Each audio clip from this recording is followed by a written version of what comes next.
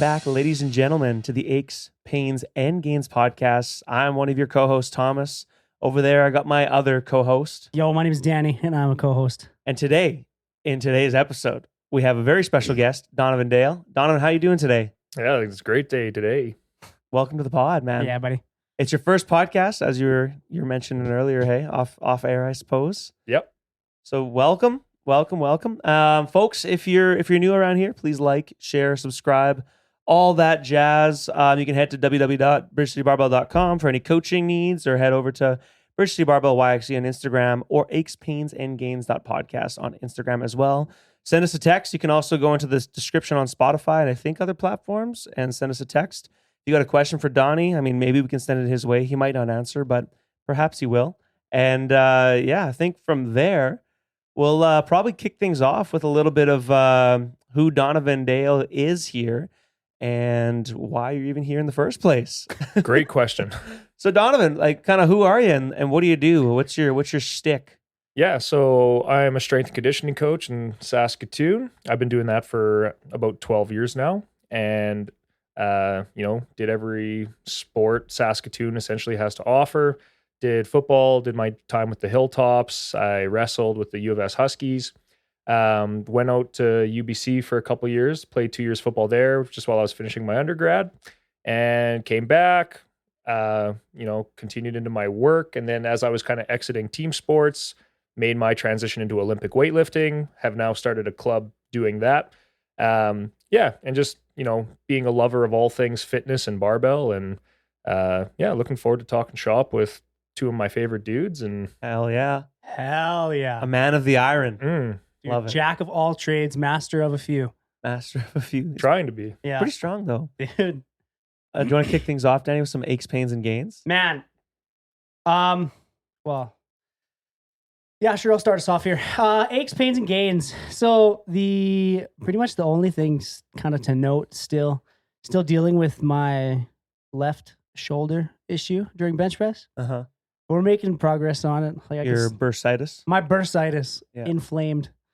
Just keep powering back. Ibuprofen, working on the inflammation, and still working through some solid range of motion. A couple days ago, me and you went to the gym and I hit 315 for a double. Mm-hmm. So that was progress. That's a nice I was happy number. with that. Mm-hmm. It was nice. Hell yeah. Relatively pain-free. I could still feel it there, but still manageable. Mm-hmm. Gains. We're still kind of just like ramping up training, so nothing really crazy to note.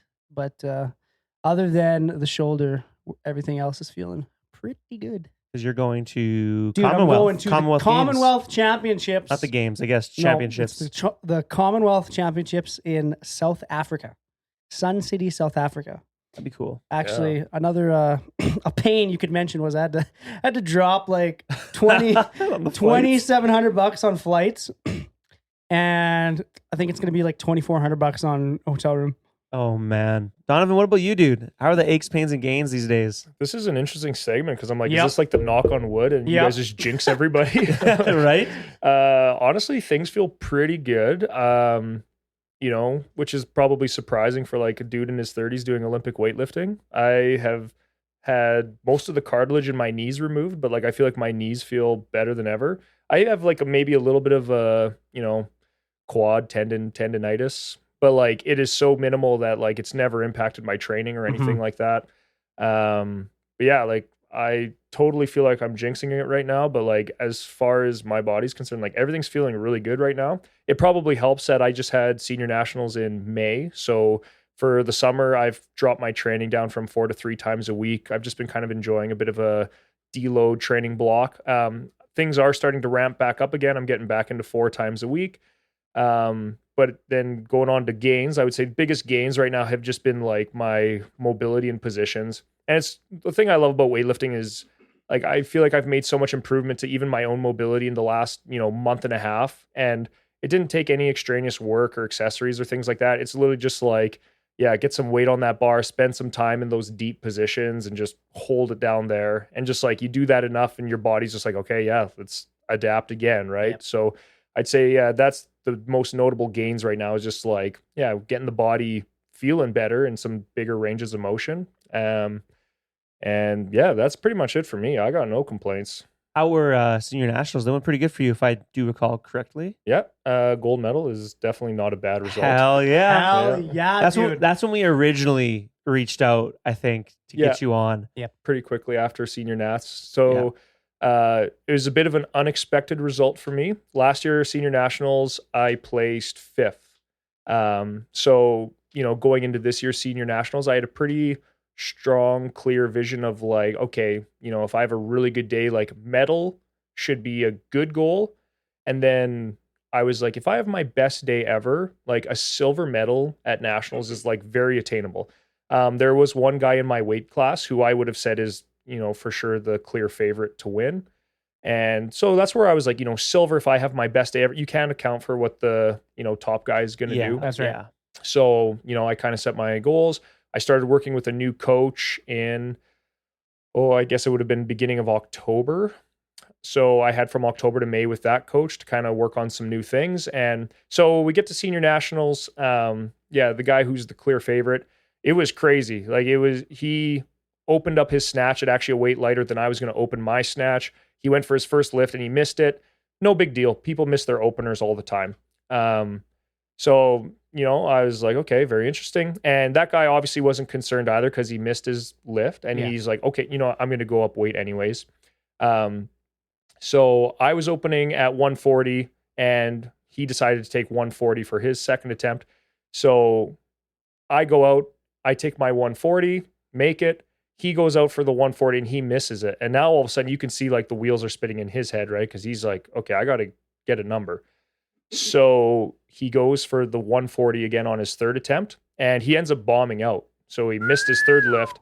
And now all of a sudden, like the day is totally changed because I don't even know if it's the same power. Like, do you get a medal for each lift in powerlifting? Certain At the like higher level competitions, competitions you do. Yeah. So same for weightlifting. You'll get a medal for snatch, a medal for clean and jerk, and then a medal for the overall. Total. Yeah. Right. So I had only done one lift of the day and I was like, oh my, like I've already got a gold medal in snatch. I was like, what in the plot twist just happened here? So that was great because it totally just, took the stress off the rest of the day. It was like, okay, you're already getting a gold medal. Like now just go have fun with it.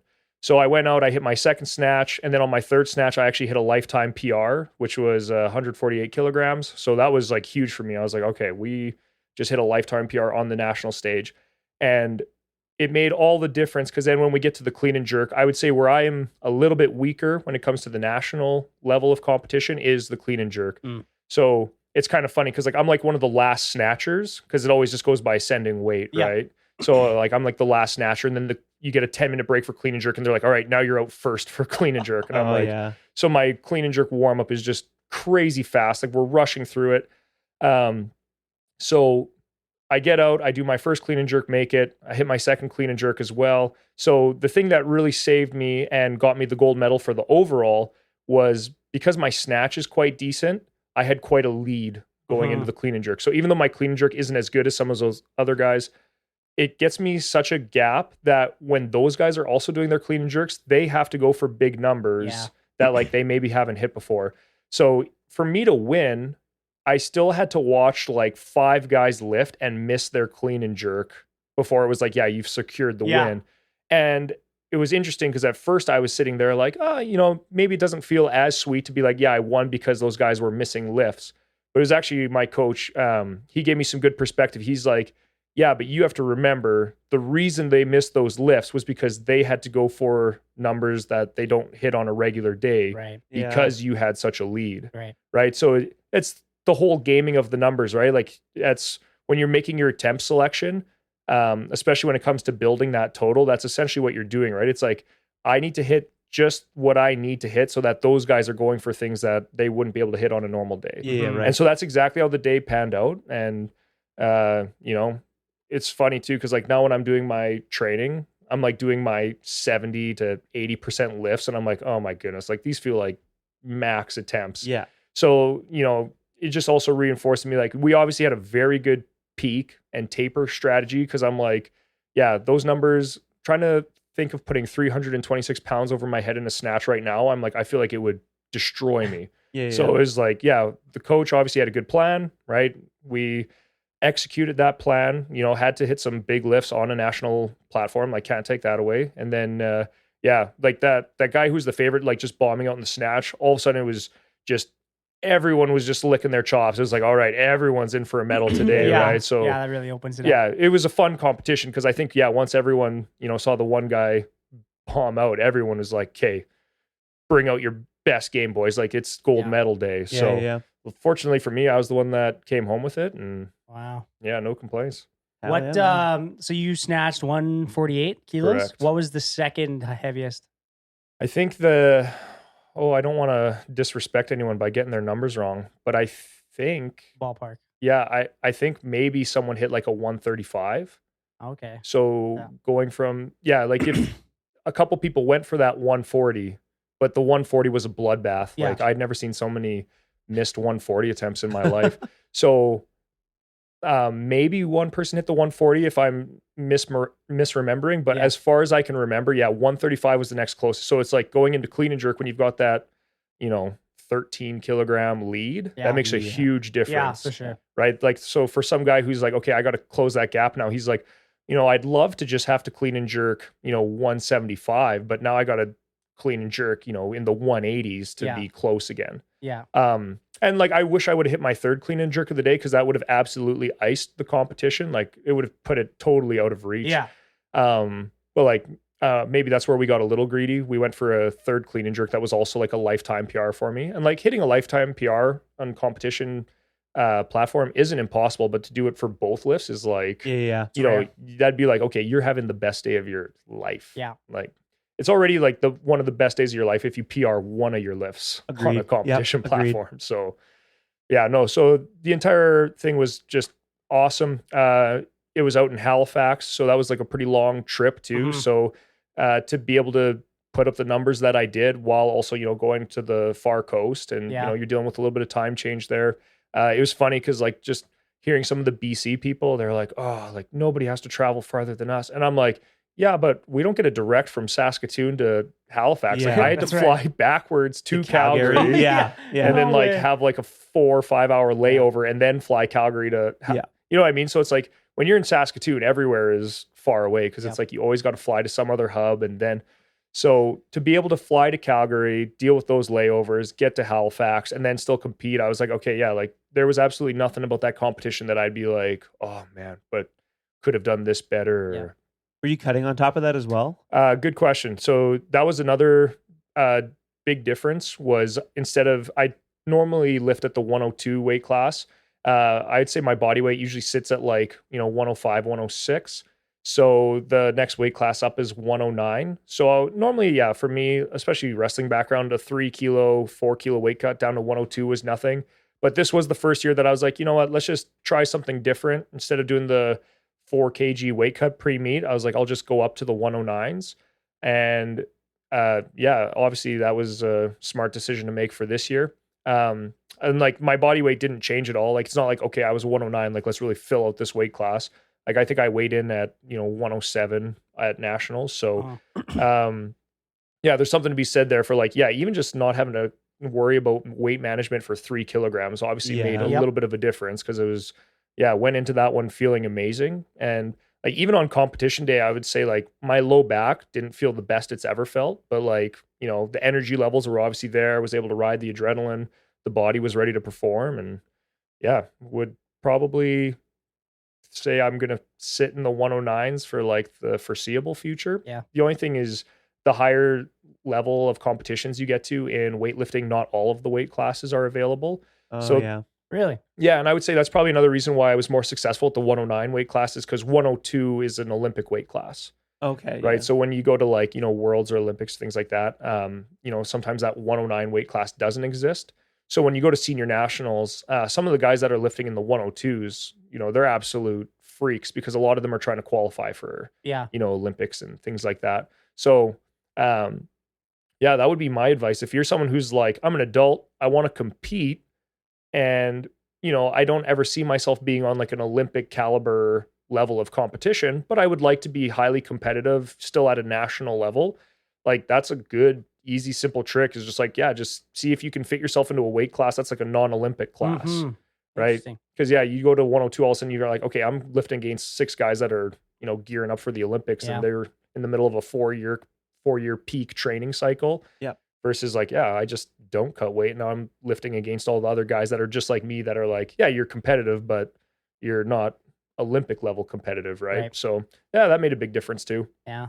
So with a gold medal at nationals, does it qualify you for worlds, or how does that selection process kind of work? Yeah. So weightlifting, like the medals themselves don't actually mean anything, because it still just kind of comes down to The number total? standards. Yeah. So to give you perspective, like senior nationals, if I would have hit my 3rd clean and jerk, that would have qualified me for Commonwealth, right? So I think the total for Commonwealth is like 321. So I was just under it because I missed my 3rd clean and jerk. But so the medals themselves don't actually end up meaning anything. Like if you were in a highly competitive year, and maybe I'm wrong on this, but as far as I understand it, like, even if you've placed 7th, as long as, you still hit your international qualifying standard, like you would still qualify to go to those meets. Okay. Yeah. So like the medals themselves don't change anything. You just got to keep, improving your total.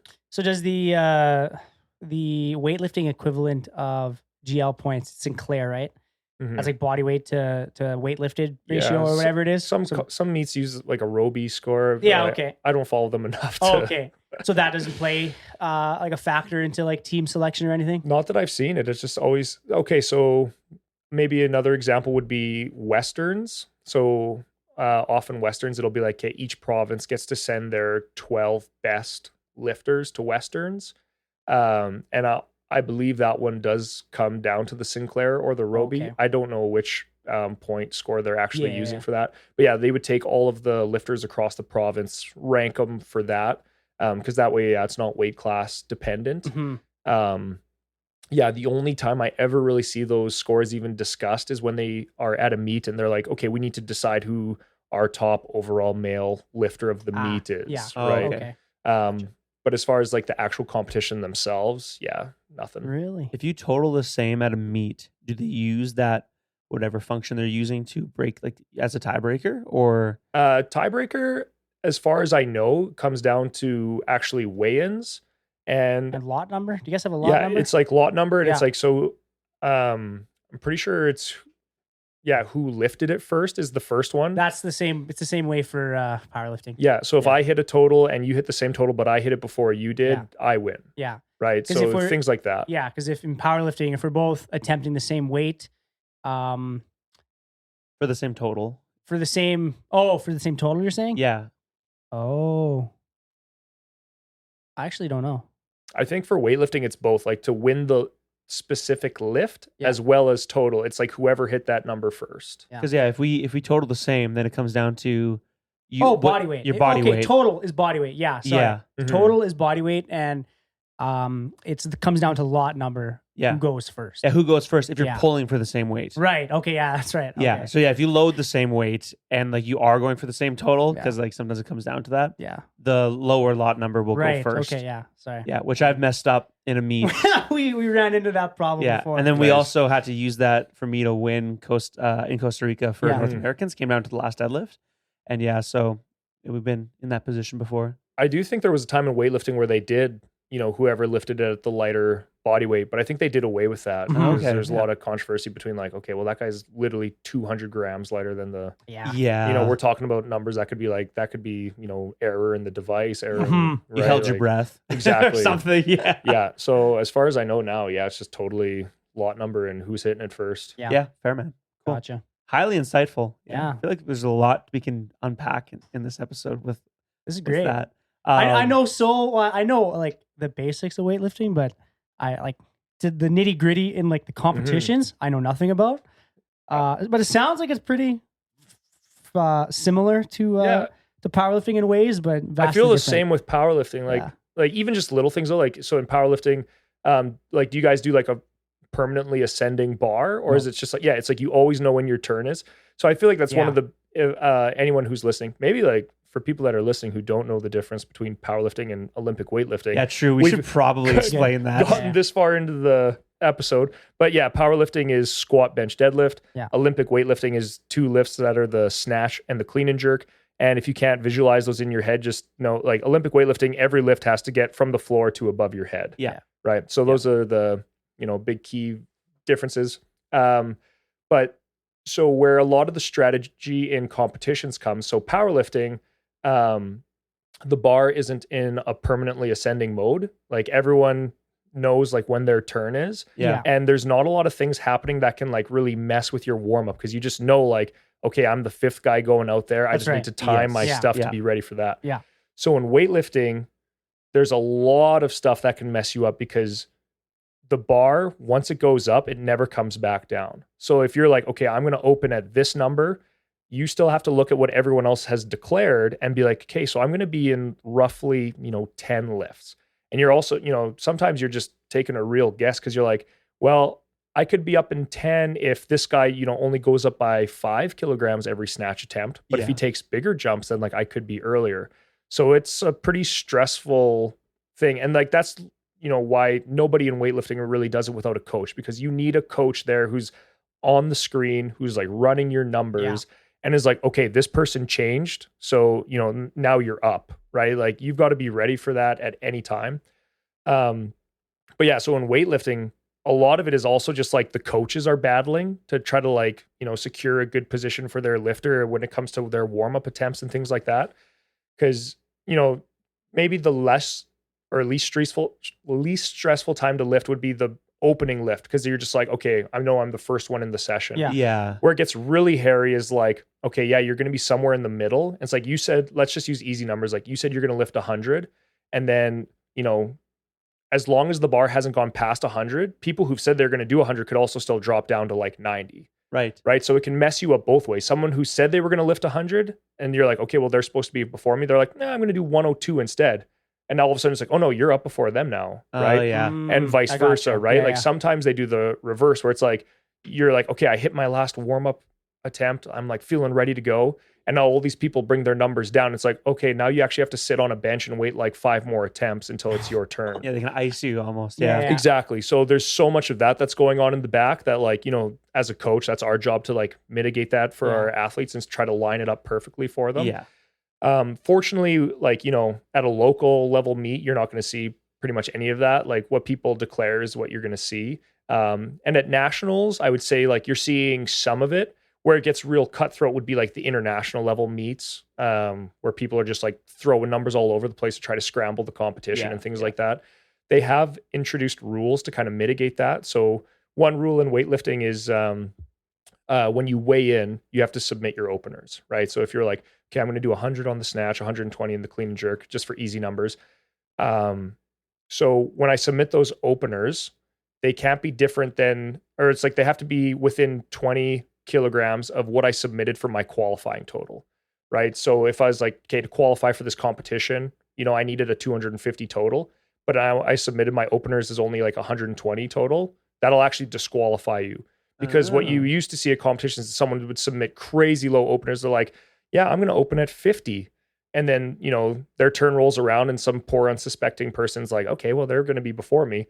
And then they're like, oh, psych, I'm opening my snatch at 110, and it just messes up. So then, they put in some rules like that where it's like, okay, you got to be within 20 of the qualifying total you submitted. Cause we can't just have people throwing in like nonsense numbers and then, changing it at the last second. And it has improved the flow of the meets and stuff so much too, where it's just like, okay, if this person said they're going to be 80, right? Like they're going to be in that ballpark. They're not always going to jump to, 130 and mess up everyone who's on the higher end of things. Yeah. But I would say that was probably some of the biggest difference between the powerlifting and the weightlifting meets is that ascending bar. Cause, it just makes everything a little bit more chaotic when you're trying to navigate that stuff. Definitely. Yeah. Like, I don't know if you can even imagine in a powerlifting meet, if it was just like, you just couldn't time things at all. You're just like the absolute chaos. Dude, everybody would whine about it. I mean, if it was the sport, maybe just people wouldn't whine about it. But Yeah. Well, I mean, I don't know. well, it's real nice if you're strong, right? Because you're like, okay, like you're always last. exactly, and you're like, I'm following myself, and True. I don't even know, like powerlifting. I imagine there's got to be a lift timer, right? Like You get 60 seconds. Yeah. Yeah. So like in weightlifting, 60 seconds to get the start command or whatever it is. yeah, weightlifting is the same. You get your 60-second clock to start your lift. So you probably don't have a 2-minute clock then. So yeah, in weightlifting, you just get a 2-minute clock if you have to follow yourself, right? Oh, okay. So, I mean, if you do follow yourself, you get 3. If there's no one else in like your flight or I whatever, think it's 5. Or is it 5 I think it's minutes? 5. Yeah, It's or like someone. if you like say you are the heaviest lifter, and for some reason you get a reattempt, mhm, you'll get put to the back. But since you're following yourself, you get, I think it's 5 minutes right. to. And Go like again. even then, I imagine that'd be pretty rare in powerlifting where you see someone. it's quite rare. But it does happen. It does but happen. Yeah, if like not maybe the often. referee For like sure. screws up a Yeah. call or something. That's Or usually like when. like a spotter grabs it. And Oh, yeah, the it ref, grabs it from you? The ref Yeah. sees it, like Mhm, it's obvious. yeah. That happens. That's quite right. Probably the only time that it really does happen. But Mhm. yeah. But like, yeah, otherwise though, like I feel like a lot of similarities, even in just the, like, they're simple sports in the sense of like, okay, it's just how much weight is on the bar. Did you complete the lift? But I think where powerlifting and weightlifting could do a better job is there are a lot of rules that can determine whether someone gets white or red lights. Yeah. And I feel like these rules aren't always communicated in the best way. A really easy example in weightlifting is the press out rule, where it's like once the bar gets over your head, if it looks like your elbows like were flexed and then extended, right, then they'll call you a red light on that. And so many people, especially like parents, friends, things, they're watching on Yep. the live stream or whatever, and they're like, I do not get it. That bar went from the floor and went over their head. Yeah. That's exactly what you And told me they needed fought to do. for it. Yeah. Exactly. And yeah, it was a grind, but they got it over the head. So Yep. why does that not count? And like, I'm not here to debate whether those rules are good or bad.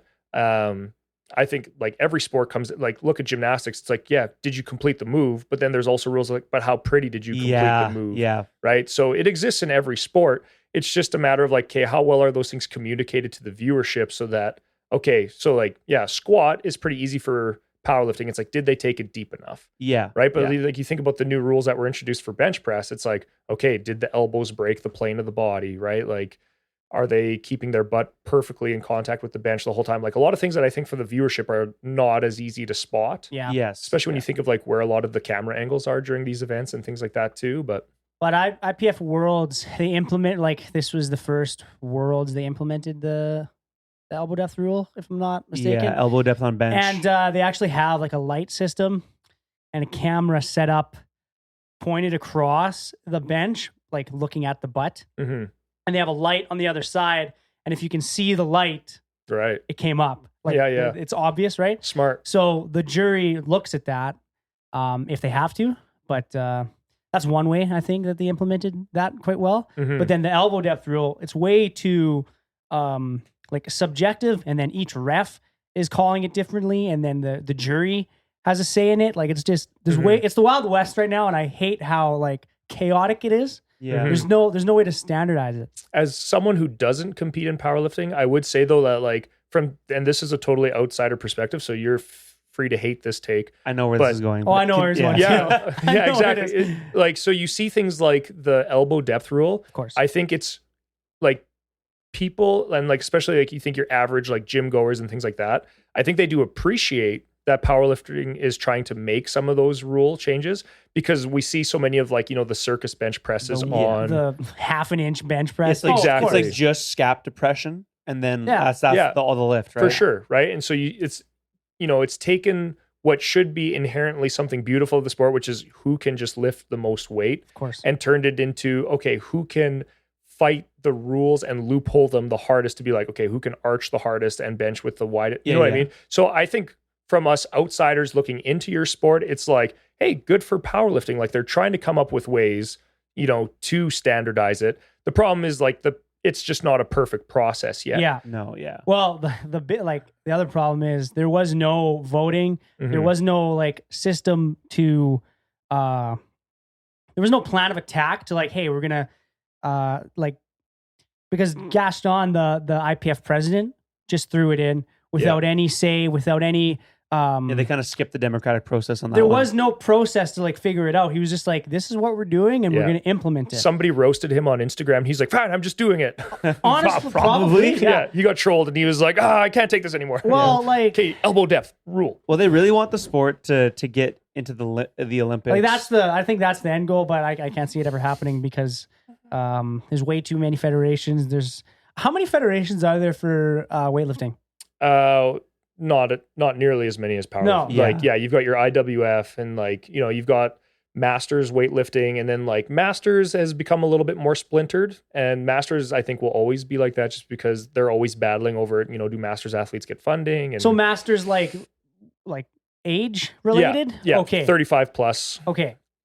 Interesting. But yeah, where like powerlifting, it's like I feel like especially if you go to the States, like every state has their own powerlifting federation with dude, their own rules, and it is the Wild West. yeah, and- like if you're not in the IPF, it's like how do you keep track of yes. all of your things? Yeah.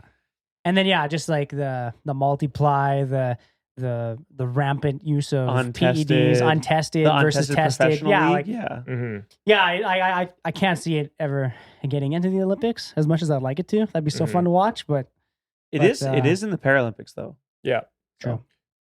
I mean, whatever. But Yeah. I think that's powerlifting's biggest hurdle would be they would have to start finding some unity as far as yeah. like weightlifting. It's nice that everything's kind of under one umbrella, and everyone's pretty much on the same page as like PED use and things like that.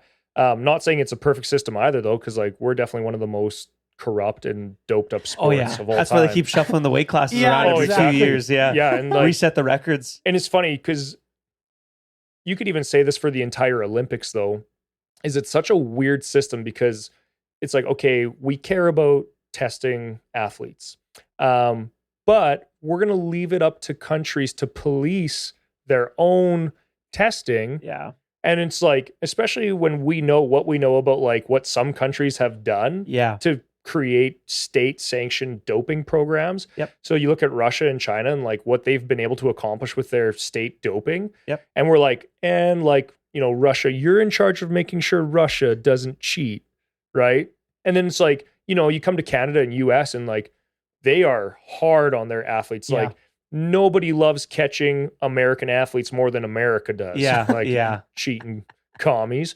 But like, it's funny because when I got into weightlifting, I have been tested more now as a weightlifter than I have in any other time in my life as an athlete. And it's Yeah. like, I'm just some 32-year-old father of 3. Yeah. And Yeah. like the drug testers are on my driveway at like 10 p.m. when I get home from work being like, we've been waiting for you. And I'm like, wow, like you guys are You guys persistent. care. Yeah, Wow. you guys really care. And I'm like, That's crazy. from a Canadian level, I'm like, well, that's great. Because then when I feel like I go to nationals, I'm like, I feel like I'm, I can honestly say a I level feel like playing I'm, field, yeah, yeah. it's a level playing field. But then like, once you get to that international level and they're just like, and these ones, yeah, we don't care so much. Like it's, even some of my favorite weightlifters, like you look at Lasha and like, we're hoping that he has an amazing Olympics this year just because it's fun. Yeah. But Yeah. it's like, that's a guy who has like, he's popped in the past. Right. And it's just like, Yeah. So Is he still? the chances are like, yeah. Yeah. once you've crossed that like moral line once, it's like, I feel like you're a lot more likely to do it again. Of course. And then like, yeah, you got to wonder what's going on at the IOC because it's like, even the ones that are like, yeah, for sure, this person you would think is doping. They're just like, oh, no. Yep. We'll just turn the blind eye to it. And so that's why I just think it's such a weird system because it's like, yeah, within Canada and US, we're just like, where you just got the bloodhounds out. We're just trying to find every person who's even like taken a weird pre-workout. Yeah. Right. Yeah. And then, yeah, you get to those higher levels and they're just like, no doping to see here. Like, Doesn't happen. That's Yeah. crazy. I've never been drug tested yet, actually, with all the sports I've done. I'm Really? like, yeah. I competed at like pretty high levels too. Like I've been to like nationals for wrestling. yeah. I won gold in boxing at nationals when I was younger. Never got drug tested. I won North Americans. You got drug tested. You won as well. And That was a scary experience. yeah, but I never got drug tested. Yeah. I'm curious how much drug testing is going on in like Canadian powerlifting. They're pretty on it. Like WADA. There's like a national testing pool, but I only see like the top tippy top lifters getting tested. Like Mhm. I follow all of them, and like you can tell how much testing is happening because everybody will post like a Yeah. story or something. drug like, tested again. Yeah. Like just like I think last couple days ago, Rhea Stin from Moose Jaw got tested at like late at night. Yeah. Or it was early in the morning. I don't know, but they were there. So I do think like one of the reasons why you see people post that stuff on social media though, like I think it's good for athletes when they do post that they got tested because of course it's good for them to be like, hey, you know, this kind of goes out to all my haters that have been like, yeah, you know, the only way you could have achieved this is through juicing and stuff to be like, yeah, you're at least throwing it out there that like, hey, look, I am part of the testing pool. And you know, like I've had tons of people tell me I'm on roids and I just laugh because I'm like, if you think I could afford steroids, that's the best compliment ever as a natty lifter though. Someone asks if you're taking juice, right? Yeah, it's the best. And then you're just like, yeah, but at the same time, I'm like, if I'm on the juice, I hope I'd look a little better. Right? Someone's giving you saline, brother. Like, you've been. I'm like, oh, someone's giving you fake stuff. Yeah, right like now. If I'm on juice, like I hope I look like Lou Ferrigno. Like, or something. I don't want to look like this mid 30-year-old dad. Like, I don't want to look like a dad. It's crazy. That's funny. I'm gonna go over my aches, pains, and gains here because we forgot about longest segment of all time. Shit. It's okay. We segue. That's how this works. You segued into senior national. I had questions. That's kind of on you. It was right there, and I was like, I don't know if we'll get back to this, so I'll throw it in there. Shoot your shot. That's it. I'll throw some stuff in there. I've actually So I finished physio school, at least the classroom portion of it. Small round of applause. Right, and I passed my national exam. So I kind of like had to study for both, like my finals and the national exam for a little bit while wedding prepping. So my training kind of took a back seat. You know, I'm just like I just did the bare minimum, like minimal effective dose approach, just nothing but squat, bench, and dead, just you know, kind of meat and potatoes, and just fucked off from the gym, right? So kind of still normal powerlifting. Well, I mean, I still not far off. I typically prioritize my accessories because, like, you know, as a future rehab professional, I do recognize that there are certain preventative measures that you absolutely can take. You know what I mean? By putting yourself in like your body in different positions than you're, you know. So I don't throw my back out when I try and rotate with the golf club. You know what I mean? Stuff like that. You know what I mean? It's just like nice to have a little additional capacity to handle just building robustness. Yeah, to just handle life. You know what I mean?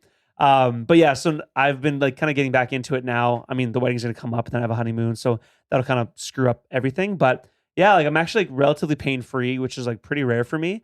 Back pain while I'm in school just seems to like correlate really strongly. I mean, imagine that just sitting all the time and being stressed is a good recipe for back pain.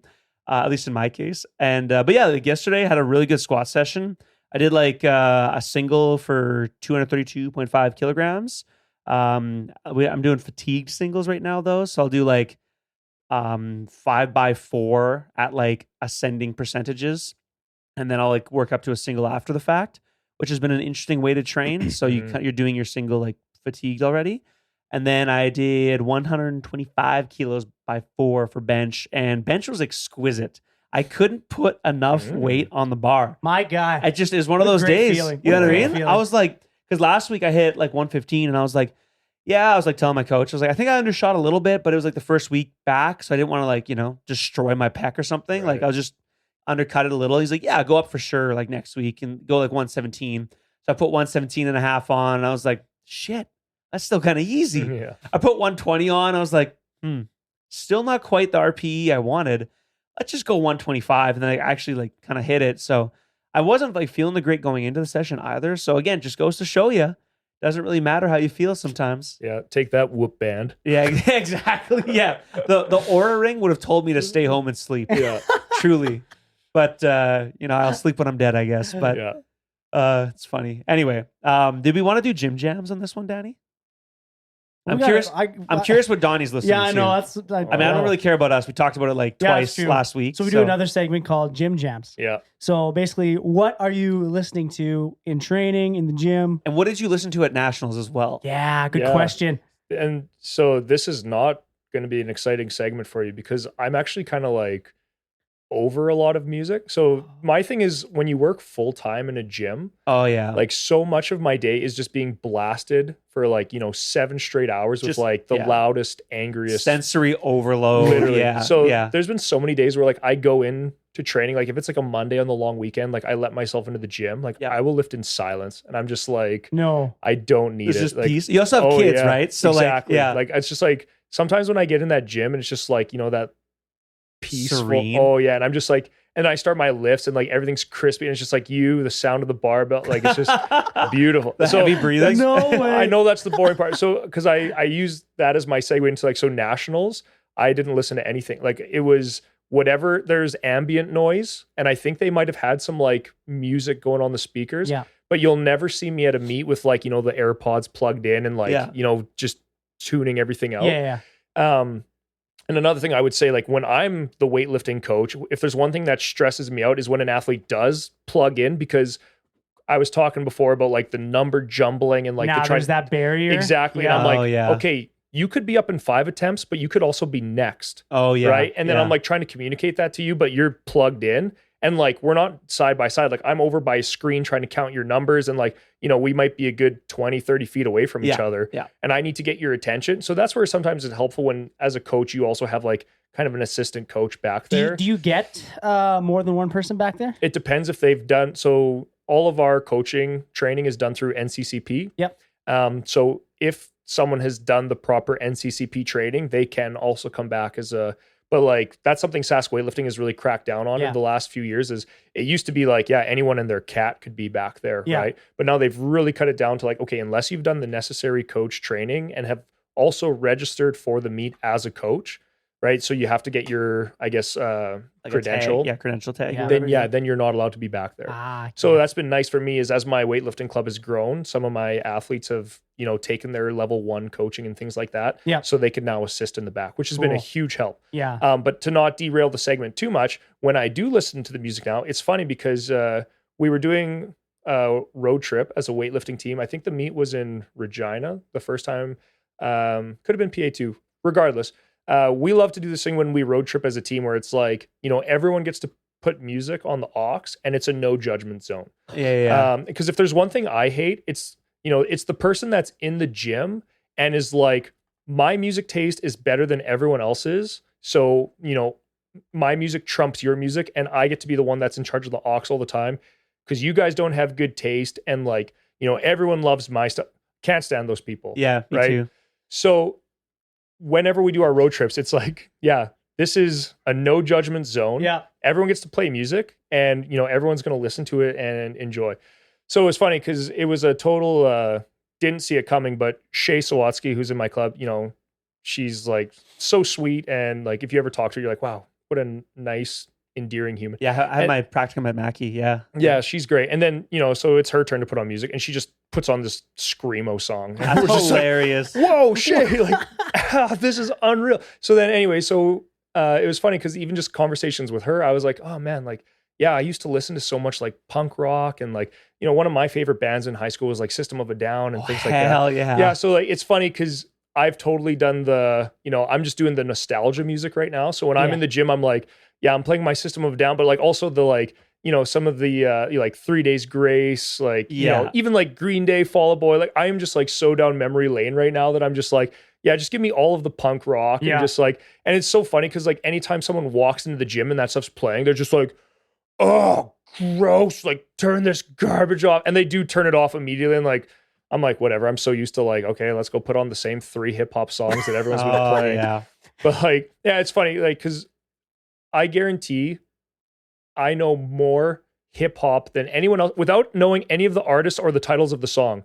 Like you could come up to me and be like, have you heard this song? And I'll be like, I have no idea what you're talking about. But if you play it, I'll be like, oh yeah, I almost know all the lyrics to that song. Like I've heard it at the gym so many times. Yeah. Like, oh man, the amount of Drake and Kendrick Lamar and like all these guys, I'm like, I know all their music. I'm like, I would never listen to them in my free time.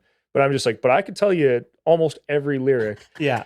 But like, that's just gym life. That's like always the $1 billion question. Like if you can find a style of music that like everyone will kind of agree that like, okay, yeah, like that was, nobody really complained there, right? Like you'll never find it. And like, especially in our gym where it's like, we can have an adult fitness class that are like all 55 plus adults.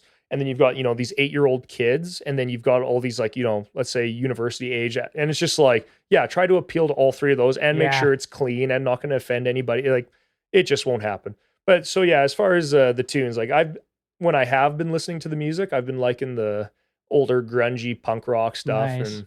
And I'm not like into crazy screamo metal anything, but Are you like, would you consider yourself kind of like a lower, like psychological arousal lifter, like Big in time. general? Yeah. Yeah. And I would say, if you want to talk also differences like powerlifting and weightlifting, I feel like powerlifting, one of the things that I've always been a little jealous about is just the way the lifts are and the time it takes to execute the lifts.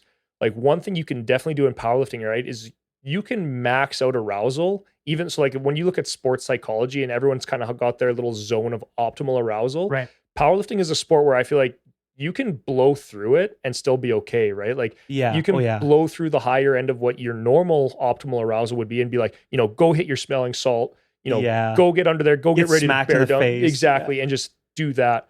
Weightlifting, you can't really do that because of the fact that like you have to catch these lifts. Like it's a more technical movement, you're saying? Yeah. And like I didn't want to say like more technical because it definitely is, dude. I didn't want to offend any powers. No. But like because I was going to say specifically there is a catching component. Yeah. So like if I go up to my snatch and I hammer the smelling salts, I get someone to slap me in the face and things like that, and I get too jacked up, there's a definite possibility that I can over pull it and now put the bar in a place that's uncatchable. Yeah, for sure. Right. So I definitely like to take the approach more of a like, more of a calm focus, like approach the bar. There's a job to be done here and do it precisely. Yeah. Right. So that's definitely like a big difference there.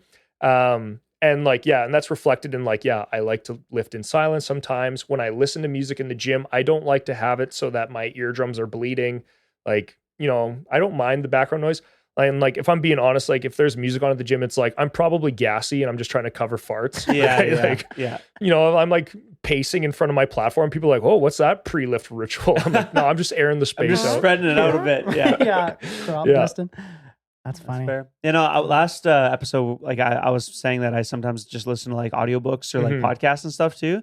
Just because, like, I want to tune out. People flamed you. They're like, boo. Well, no, like, it's not technically out yet. Yeah, but like sometimes I don't know. I'm just like, like the life around me is too psychologically like stimulating, or like I'm stressed about something, and I like want to go to the gym, but I just don't need to put myself, in a state that like, I'm redlining all the time, and then like I just don't have it in me to do that. Let alone, I think like lifters like should also learn how to like pull back and like save that kind of level of arousal for when you kind of need it, like closer to a competition. And I should speak on the fact that like just because that's what I do in weightlift, like there are still weightlifters that'll hammer the smelling salts, get their coach to slap them in the face and things like that. It's just not my style. And like so even when I'm working with athletes, like it's pretty common, you'll see at weightlifting meets, like as an athlete is about to approach the platform, coach will slap them on the the back or the ass or whatever it is. And part of it is also because I coach a 100% female club, but the secondary is like, I just tell them like, it's just not really my style. Like if you need someone to slap you, like I don't know, you can maybe get one of your teammates to do it, but like, I'm not going to be the one back there to be like slapping you across the face or anything like that. Yeah, like and then someone's mom is filming. Oh, exactly. Right? And like, I'm just wailing on a 15-year-old child and just, like it's just, you're never going to see that. And like, I can just picture like giant Donnie just towering over this lady and just whack. Yeah. It was so funny too, because like I remember like when I was a kid, I was always like a larger kid. Yeah. And like there were so many times like, even when I was playing like kids soccer and stuff like that, like you get so mad and like I'd be like, I just want to swing on this. And my mom was always like, don't you dare, because you're going to be the kid that you punch somebody and they die. And I doubt that would have ever happened, but like that really stuck with me, obviously, because like I've never thrown a punch in my life, because like I like still have the fear in like the back of my head of like, what if like I'm the one person like I hit someone and then like I cause irreparable damage, and now I get to sit there and live with that for the rest of my life.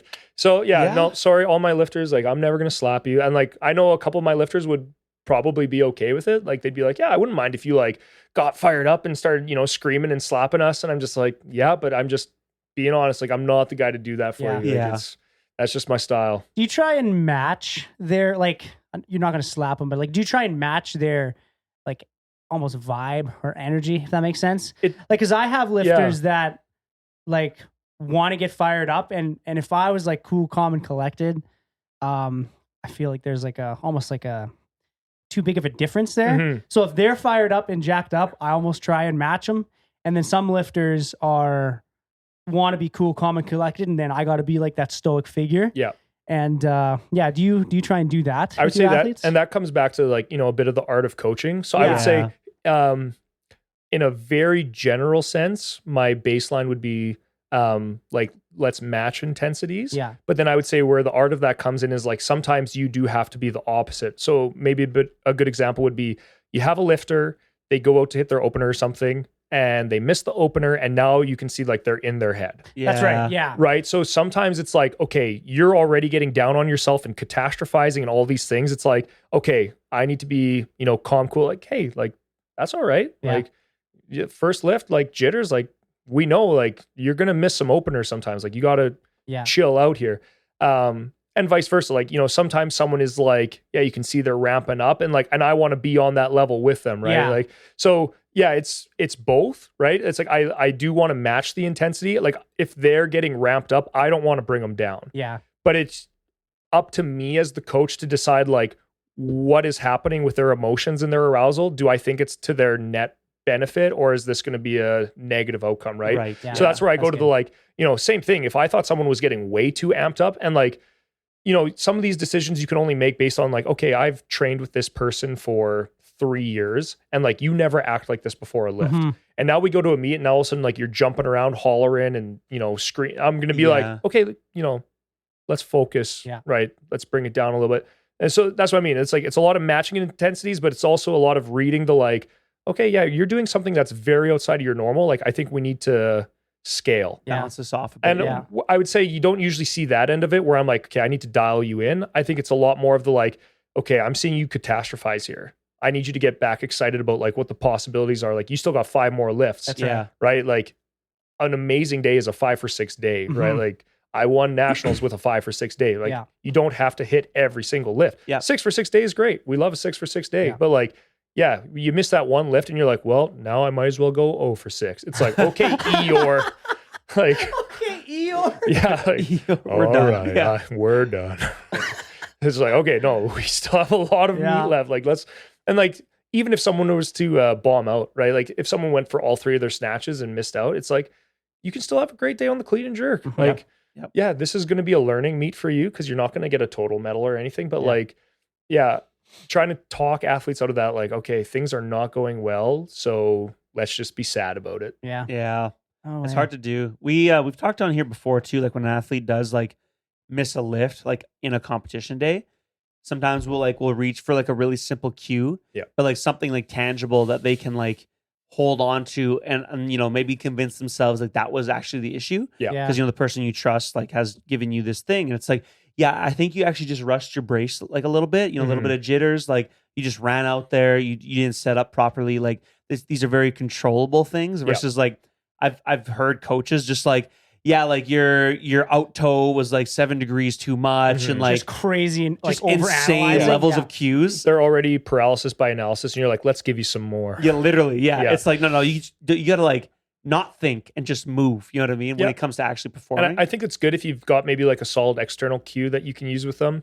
I'm a very big believer that like once you get to like, so in a weightlifting meet, my time for cueing you is over. Like I will like leading into a meet, I'll talk to my athletes like, on days when we've had great days, did you have, 1 or 2 mental cues that you were like, yeah, when I was honing in on that, like things were great. And then, I'll write those things down on like their warm-up card and start to try to reinforcing those. That's a good idea. Yeah. But what I would say though, is that like at the end of the day, it's still a lot of like, today is your day to just go and lift the Yeah. weight. Like, I don't want you thinking about it too much. Yeah. So, Everything should be snappy and like Yeah. second, like instinct. and I think where you see it, unfortunately, is like, so sometimes in weightlifting, like if you go to a meet and your coach isn't able to attend, coaches are usually very generous with their time and will be like, hey, like your athlete doesn't have a coach, like I'll sit in and coach them, run their numbers, which is great. The problem arises now if this coach, starts to overstep and they're like, okay, my athlete's lifting at a meet and they're like, oh, well, have you tried doing this? Like this would really fix your technique, blah, blah, blah. And you're like, okay, A, not cool. Like, don't try to coach up my athlete. B, it's like, yeah, this isn't the day to be like, oh yeah, well, you're transitioning through your second pull is like a little blah, blah, blah. And you're like, oh yeah, like let's just clean that up with PR weights on the bar. Like, no, Right. so just things like that. Yeah, fair. Yeah. Cool. Makes sense. Yeah. I did want to like kind of jump back in time, Donnie, too, and ask you like, how did you get started in lifting in general? Yeah. Like, what's the whole like sequence like? Because I know like you got your master's degree from the U of S, right? At Mhm. one point, did you kin before that Yeah. too? And then kind of like run us back in time and then bring us forward and kind of how'd you wind up at Ignite and weightlifting? Yep. So I probably started lifting weights seriously all the way back in grade 9. Like once I started high school football, I think like, it was pretty obvious right away that was okay. Yeah, lifting weights is a good thing, right? Get Yeah. a little bigger, get a little stronger. And it's funny because I remember my high school at the time, they brought in this guy. He taught us how to, just do basic lifting technique. And I wish I could like replay that day perfectly in my mind. But like essentially all the guy taught us, he's like, okay, all you need to do is do pyramids. He's like, so you do a squat pyramid Monday, bench pyramid Wednesday, deadlift pyramid Friday. And, when he taught us to squat, he was like, okay, this is how you should squat. And so like, he taught me like a high bar, low ass to grass squat. And then like, that was literally 90% of the way I trained from like grade 9 till like my first year of university. It was like pyramids, every single workout. It's like, okay, go 8, 6, 4, 2, back down 4, 6, 8. Yeah. And like, I would say I was fortunate that even without training, I was like strong for my peer group. But like even as a grade 12 kid, like I could double 405 on a back squat, like high bar ass to grass. So like the training was good. It was very general, but like, I think everyone knows like, okay, you were obviously leaving a lot of things on the table. And like when I was in high school, things like Ignite and like that just didn't exist. Mhm. Yeah. So I'm lifting weights in high school. It's going well for me just because also nobody else really lifts weights. I think on my entire high school football team, there was like me and 2 other guys that were like pretty serious about it. Yeah. So fast forward, first year university, I'm playing Hilltops. At this time, I'm still trying to do the like wrestling at the same time. So I'm not really training super seriously because it's like, okay, when I'm not at football, I'm at wrestling. And it's just like your body's just got no Mhm. resources left. So once I get into my second year, I do my second year of wrestling. And then I kind of get to that point where I'm like, okay, it's probably time to specialize. Like I can't be a multi-sport athlete forever.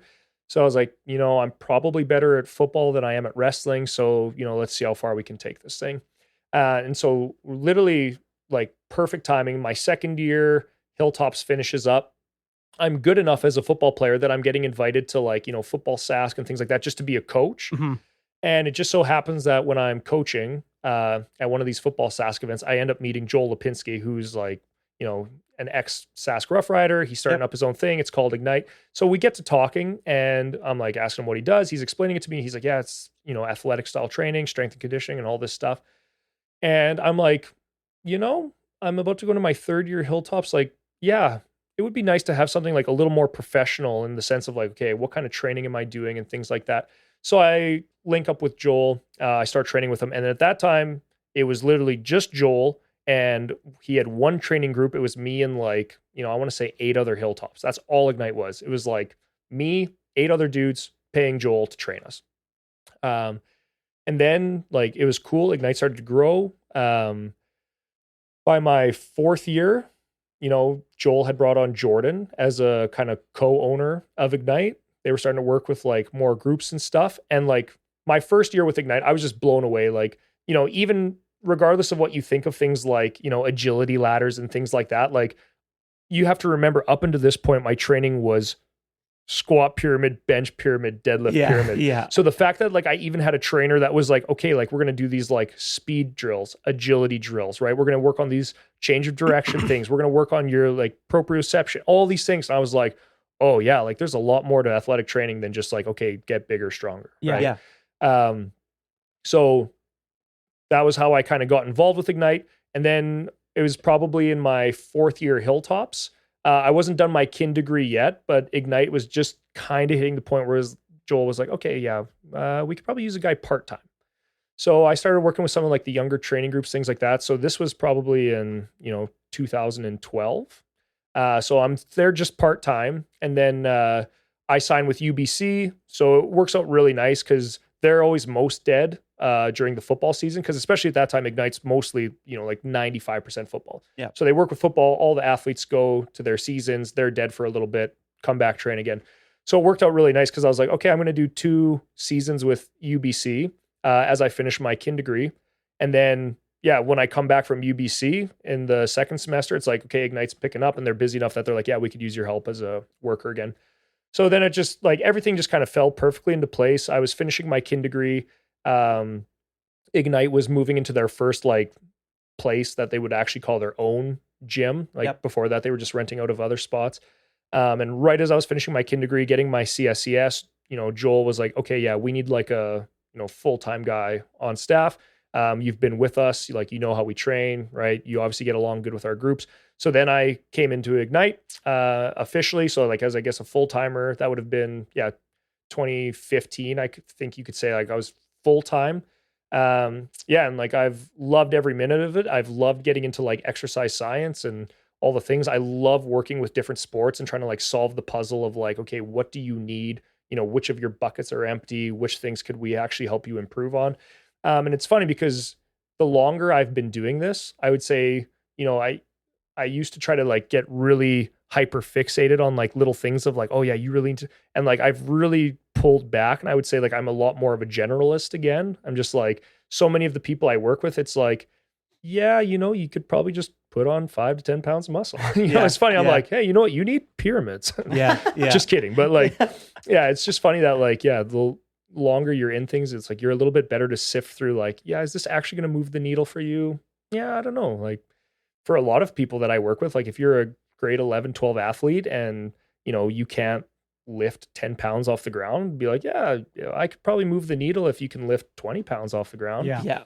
And like strength and conditioning is one of the most debated things online. Like, man, everyone you follow in strength and conditioning, it's like if you follow them on Instagram, it's like you go to their comment sections and people are just, torches and pitchforks, and they're just always war arguing about everything. Yeah. Like it's absolutely crazy. And it's funny because they're just arguing such crazy minutia that like, it's like, yeah, maybe I would consider this argument. And it's like, and they love dropping the examples of like, oh, well, does Usain Bolt do this and this and this? I'm like, you are literally working with like 10th graders. Yeah. Like, and you guys are arguing about this. I just can't believe it sometimes. But I digress. Yeah. Comment sections in general are just like a cesspool. Yeah. It's so bad. And the problem is, I think a lot of it has to do with in strength and conditioning. Like a lot of coaches have imposter syndrome, right? Like they get into it and they don't trust themselves enough almost. So then they're like, well, I have to overcompensate by like, I got to get into debates with these like well-known people online. And like, if I can really put him in his place, that's going to grow my following and justify my role in this industry where it's like, yeah, I know it's not fun, but you can also say is just like, yeah, you raised a good point. Yeah, maybe I'll look into that. Like, but like people are so worried that like, oh, it's going to hurt my credibility if some clown online like raised a good point against me. It's just, but we've said on this podcast like quite a few times, there's just a lot of ways to like kind of skin a cat, right? If you will. And there's like a lot of things that can, as you're saying, tick the needle forward. Like, and it's a lot more simple than I think it's made out to be too, right? Like when I started coaching, I thought like, periodization and all that was like the holy grail. I'm like, oh, so this will be like how I, like organize my blocks and stuff and use like, what's it called? Like the phase potentiation or whatever. Phase potentiation. Yeah. And right, you run your like hypertrophy, then you convert the hypertrophy into strength, and you convert the strength into power. And I was like, oh yeah, I'll just, run this like infinitely. And then I discovered some people that like don't do that, especially in like the powerlifting circle. Yeah. You're like, what? Yeah. And I was like, what do you mean? And then like, so when like in kin, right, they're always like, 8 to 12 reps is like optimal for hypertrophy. Yeah. And then you look at like, international weightlifters and powerlifters and they're all jacked and they spend most of the time like sub 6 reps. Triples. Yeah. Triples, doubles. Yeah. And it's just like, oh, so there's like some nuance to this stuff. And then it's like the whole Dunning-Kruger effect, right? Yeah. Where you're climbing like, Mount Stupid, if you will. And you get to the top and you're like, I know everything. Yeah. I'm the man. Yeah. And then you start learning more and then you can like start to see the horizon and you're like, oh shit, I don't like the pit of despair you wind up in. I know nothing. And you're like, oh man, this is really complicated. And then on top of that, it's like you're dealing with humans. Yeah. Right. And then they're not easy. The other thing I would add is like, it's just so frustrating that how hard the pendulum swings in strength and conditioning. So like, go back to your periodization thing. Like, yeah, I've seen it where people have gone like, okay, no, periodization is garbage. Like never, like nothing matters. Like everything should just be bottom up, like day to day. But it's like, no, like you guys are just throwing the baby out with the bathwater here. Like, Yeah. it's crazy because it's like, okay, even if you don't believe in like a standard, like, linear period or like the phase potentiation, all that stuff, even if you don't believe in that, anyone that competes in a sport should understand that, like, okay, well, there's going to be times of, push and pull back, right? Like there's phases within your training that should still be planned. Yes. And it's like, oh, what's the word for that again? Oh, periodization, right? It's like, just because it didn't happen in the way that's one textbook said, where it's like, okay, this textbook says go, anatomical adaptation into hypertrophy, into strength, into power, into convert, you know what I mean?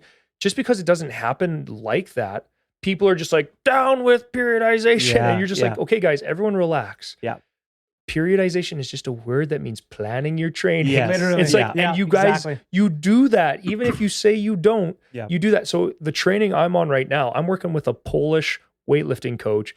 And everything that he does, you can see how it was influenced by like, Soviet thought in like the 70s and 80s. Mm-hmm. And every week of my training plan is planned, but it was a real culture shock for me switching into his programming because every week is different. Yeah. So I'm used to more traditional style programs where it's like, okay, I make a 4-day a week plan, but every Monday is the same.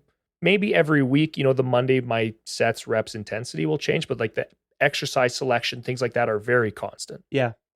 Now I've switched over to a plan where it's like, okay, yeah, like Monday I had to snatch to 75%, but next Monday I might not even be snatching. Like I might be doing accessories or what. And at first I was like, just in the cyclone of like trying to be like, what is going on with this plan? Yeah. But it doesn't mean he's not planning. He's still tracking things like total accumulated volume and all, like he's got his metrics. It's just, I'm not a slave to the, okay, 4 perfect identical sessions every week over a 4-week block. Yeah.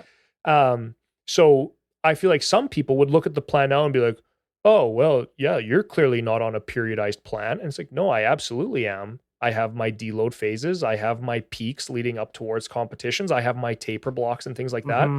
Having those things is my periodization, right? But I don't know. It's just the way that you watch that pendulum swing and people be like, I think this thing isn't a perfect system, so we should just throw it all in the garbage. And it's like, you guys don't even know what you're talking about. Yeah. Like you're just taking a word like periodization and be like, this equals bad now. And it's just like, well, you definitely don't believe that planning your training is bad. And like, I would hope, even if you believe in a bottom-up approach, you're not just showing up to the workout and being like, oh, let's just decide right now what we're going to do today, right? Like, I think if you've gone that way and that's your response to periodization bad, well, yeah, now we got to revisit that and be like, what kind of harm are you doing? Like, you're not planning a single thing and just throwing it into the wind. Like, I've heard of coaches that, they just take the deck of cards and they throw the cards on the ground and like, okay, whatever cards you pick up, that's what exercises you're doing for today. And that's crazy. Yeah. And you're just like, and these are people that are like, I'm a strength and conditioning coach. And you're like, okay, like, let's take a step back here. But yeah, like if you want to get into the weeds of like strength conditioning, like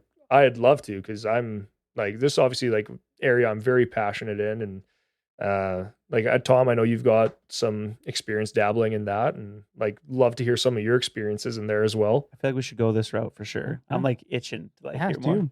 Because like me and I mean, like we've talked like a fair amount in person and over Instagram and stuff over these kinds of things. And like I've done strength conditioning for real athletes. Sorry, everyone else that powerlifts. Yeah, your powerlifters. Boo. Yeah, we're just gonna lose all the listenership. Yeah. We're gonna have a massive drop off in the episode. Yeah, all 10. Yeah.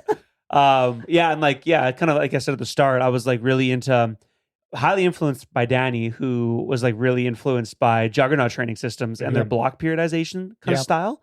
And then I kind of started discovering Derek Evely and Mike Teixeira, and Derek kind of influenced Mike Teixeira. Yeah, they're very Bondarchuk and and Bondarchuk, influenced them. And I was like, oh man, this seems like a really cool like method of programming for people. Especially I think it works really, really well for powerlifters in that you can kind of still periodize based on your competition season, but you can allow things to be a little bit more dynamic. Because what would happen is I would make these beautiful blocks, right? Like, 5 weeks of this, and then 5 week or 12-week block of this, and prioritize and have it all planned out up until the meet that the athlete gave you on the day. But then like life would happen, or some shit, they had to get fired from a job or go through a tremendous breakup or Yeah. get hurt. And then like your whole plan and all that time you spent building it and everything too, it was just not 100% wasted, but like I would create more work for myself sometimes Yeah. in just trying to rectify the fact. And then I'd be like, well, like I don't know how long your rehab is going to take for this thing. Yeah. So how do I plan in the future for something I don't fully understand kind of deal? So allowing that kind of dynamic process to kind of push and pull, kind of like as we were saying earlier. And even things like pre-planned deloads, I still use them occasionally. For example, if you're about to enter a peaking block, Yeah. I'll usually just try and like slash your fatigue, and then now we can hopefully come in fresh and push right, through a peak, and then get into a taper and then compete right, ideally. But yeah, oftentimes when we're far out from a meet now, I'll let the deload kind of come to me. You know, like maybe we'll have like 2 weeks of like a decrease in E1RM, and the athlete starts kind of like mentioning some aches and pains. Their joints are kind of feeling kind of weird, and you know things are popping up, and I'm like, yeah, you know, this kind of sounds like the kind of thing you deload from, or like, you know, they're talking about how like they just don't feel like they have that pop or something, you know, just little things that you can pick up from athletes and the way they communicate and stuff. But yeah, it's kind of where I've been like lately in terms of all that, and as well as like, you know, integrating more of this like periodization model and kind of putting them together as well, because I still like will plan even if it is like less rigid. But I'm curious, kind of like, what do you do? It probably differs a little bit between like sports and your weightlifters and stuff, so I'd be curious if you could dig into that a little bit as well. But yeah, floor is yours, man. Let's nerd out. Okay, and so for when I'm working with team sport athletes especially, I think a very important thing to also consider is I rarely have these people 12 months of the year. Yeah, it makes sense. Right. So if I've got some volleyball athletes, like a great example is this summer, you know, we have university aged volleyball athletes. So during most of the year, I don't see them at all. And then, you know, they still have family here. So they move back in, you know, May. So I get them from May, June, July, August. Right. So what is my role with them? All right. It's like, okay, we just want to, push you pretty much as hard as we can for 4 months, because, you know, you're just going to take off again. And, you know, then your team's problem again and things like that. When we're looking at something like weightlifting, okay, I've got you for 12 months of the year, and, you know, we need to plan strategically. So the big thing that goes without saying is obviously with weightlifting, we have to plan around the season and the meets, right? And then secondary to that, because I run a club and I need to make my life manageable, I need to create a plan that works for my club. So everyone's doing, you know, essentially the same plan, with a little bit of flexibility that, like, okay, if I need to make some individualization changes, I can do that without, you know, creating chaos in my room. And like, you know, having that cohesive plan also helps for like, okay, this is the technical point we're working on. And then, you know, because if I have 6 to 8 weightlifters all going at the same time, at least if they're working on the same thing, I will be a much better coach at evaluating, okay, are you actually achieving, you know, if I've got 8 lifters and they're all doing something different, and then I've got to keep track on like, okay, yeah, you were working on foot pressure. Okay. And you were working on, you know, balance. Okay. All these different things. Right. So, you know, at some point it just comes down to logistics as well. Right. I'm like, okay, I just need to make, you know, our club sessions manageable.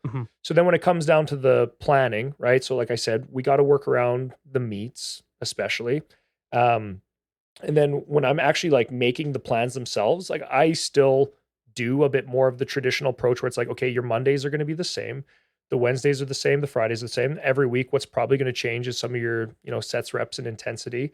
And part of the reason why that's important for me too is because maybe what's different from us to powerlifting is your guys is so much more about, you know, the total tonnage, right? Add weight to the bar. Where for us, our big strength exercises are our accessories. Yeah. And that was a big thing that was like a change for me when I made the switch into the sport of weightlifting. Like I was so used to for so long, just like, okay, push, you know, the squat numbers, the deadlift numbers, all those things. And now, okay, now I do these workouts where, you know, I spend an hour to an hour and a half doing things like snatches and clean and jerks. By the time you finish all that and you get to your squats, it's like, just from a nervous system standpoint, like I can't be, you know, okay, let's add weight to this bar every time. Yeah. And you have to get real comfortable with like, okay, every time I do squat training now, I'm in that, you know, 80 to 85%, you know, enough to cause some adaptation, but not so hard that I'm pushing that I'm like, okay, well now my next snatch day, I can't do anything because I just blew it all. Yeah. Right. Yeah. So just navigating things like that. So when I'm planning, my planning now is more so around like, okay, how do we create technical adaptation, right? Because I don't have to worry so much now about like, like with powerlifting, it's so much about like, can we just eke some more out of that strength? In weightlifting, I feel like we take a little bit more of the obviously, take this with a grain of salt. There's definitely times of the year where I'm like, okay, we'll dial back on the classic lifts a little bit. This is a great time to just like squat harder and heavier. And we're actually in that phase right now, right? Mhm. Our season starts again in October. So our percentages on our snatch, clean and jerk are a little bit lower, right? And we're pushing a little bit harder on our squats. But I would say once we hit the season, the focus shifts a lot more on, your squats are always going to be secondary, right? So we don't have to worry so much about like, okay, how are we going to periodize these like big strength exercises? Because most of what I'm actually worried about is how can I plan your training so that, the things we're working on earlier in the workout are going to actually translate into like, once we get to the meets and I need you to be hitting those bigger snatch, clean and jerk numbers, we've actually made some technical adaptations that are going to stick with you. So I would say a lot of what I'm doing as a coach is almost more on the motor learning side as opposed to the physical pushing side, if that makes sense. Yeah, it makes sense. Yeah. So, and like, it's a fun kind of shift over, what I'm doing with those team sport athletes, to go back to that, because those ones I'm like, no, I just want to, you're a volleyball athlete. Like, let's see how high you can jump, right? Like, let's increase your power outputs. Let's, get you stronger. Let's make you more resilient to injuries. I would say like, I still care about those things with my weightlifters, maybe like not their vertical jump. Like, I still want them to be resilient to injuries and things like that. And we're certainly accounting for those things in the programming. But I'm definitely not as concerned about, I've got these weightlifting athletes for 12 months a year. I'm trusting that just by your dedication and continue showing up to the sessions, that there will be physical progression there. Yeah. Right. Yeah. Whether you like it or not, like if you're just always squatting in your 80 plus percentages, like even if you don't feel like your body is getting stronger, like, you're putting in the work that your body can build with that. It has to adapt. Yeah. Exactly. Where that's why I go back to what I'm concerned about is like, okay, how am I planning throughout the year to make sure that we're getting actually better technically? Because I'm trusting that like, as long as you're showing up to the sessions and putting in the work, like the strength gains will come. Where you guys, it's a little more like, you got to play with that nuance of like, the dips and the waxing and waning of strength capacity and things like that, and trying to find ways to push that to new levels. Yeah. Right. Especially because it psychologically, fucks with athletes all the time. Like, people see especially once they out of that kind of beginner phase and they, their strength kind of, it's like like just really wavy up and down week to week, day to day and whatnot. And it's no longer just linear upwards, right? Mm-hmm. And I think people really wrestle with that when they first get to that point, because like, oh, like I'm not getting stronger anymore. But over time, I've kind of come. I think it was Mike Desher that actually used the analogy of like strength gains are more like tending to a garden, where you just have to put the right conditions in place for the strength to actually grow. And then oftentimes it just shows up randomly, and you realize that you're warming up with your previous one rep max from like 4 months ago. Exactly. And I saw like a question that you had listed as like a potential was like, how do we get through plateaus? Yeah. So I was gonna just touch on that a little bit. And the funny thing is like, I don't do anything specific to break through plateaus, because the non-sexy answer is like, the only way to continually make progress is just reps and reps and reps and reps, right? Continual practice and things like that. I need to make sure that like, you're healthy and strong enough that you can keep practicing so that we can keep making progress. But then like, when you're talking about, okay, and when someone does eventually break through a plateau, how do you audit a program to be like, okay, that like, what was special about that program that made the change? And this is where I say like, sometimes the program audit thing is a bit silly too, because even if you've got everything down to a T and you're like, okay, like, you respond really well to this high volume block, or no, you really responded well to this, like, back off high intensity block. Like, you can't make those causative statements, because it's like, it could be as simple as like, hey, you started dating someone who, is the love of your life. And like, you've literally just been on cloud 9 for the last 6 weeks. Life's been good. You got a lot of dopamine and serotonin. The amount of historical data you actually need to be able to perform program audits is crazy, right? Because you would have to have like, okay, we've run, 5 cycles of this type, and every single time we did that cycle, you PR'd or something like that. Yeah. Like, then you can start to do that stuff. And this is where I feel like the systems like, Bondarchuk and, what I think a lot of what Mike is doing with RTS, like they do this stuff, right? They are really on top of program audits and looking at all their historical data and block stuff like reviews and stuff like that. that. Yeah, and it's a little easier to do because they're tracking the competition event so closely, right? It's like for you guys, like you definitely see some weightlifters that they're like, oh yeah, we do Big Friday, so they're like always hitting, maxing out snatch and clean and jerk. I think in weightlifting, the novelty of that wanes off a little faster. But like I think in powerlifting, you could make the argument that like, having kind of like a competition style day always kind of baked into your training is usually a pretty beneficial thing, right? So anyways, when you're doing things like that and you always have a day where it's like, okay, we're tracking our competition events, it's pretty easy for us to see like, okay, what is the training doing to the competition events, right? And like that's what makes their program audits so good is there's always some way to track like, hey, are your lifts going up? And they like time those peaks with their meets and things like that. Yeah. Like it's really cool stuff that they're doing. And like I would say I've definitely been influenced by that in my own training in the past. Like when I was doing my own programming stuff, like trying to do it like a Bondarchuk style, be like, okay, I make my plan. I have my day where like I just do the competition event. And then I can, kind of track. Where I think it falls short a little bit is where the Bondarchuk really shines is I feel like in track and field, things like that, where it's like, so if you talk about throwers, the throwers are going to go out and they're going to throw every day. Yeah. Right. So it's pretty easy for them to be like, okay, yeah, how far did you throw it this day? Next day. So when we're talking about building up the data that you need to like evaluate programs, they're getting like 5 days a week. Be like, oh yeah, we're seeing like a pretty steady trend here. Like we gave you these workouts and every day you throw like, something's improving or whatever. When powerlifters and weightlifters, they're like, okay, well, we're going to do our Big Friday and that's how we're going to do it. But that's still only 1 point of data every week. Yeah.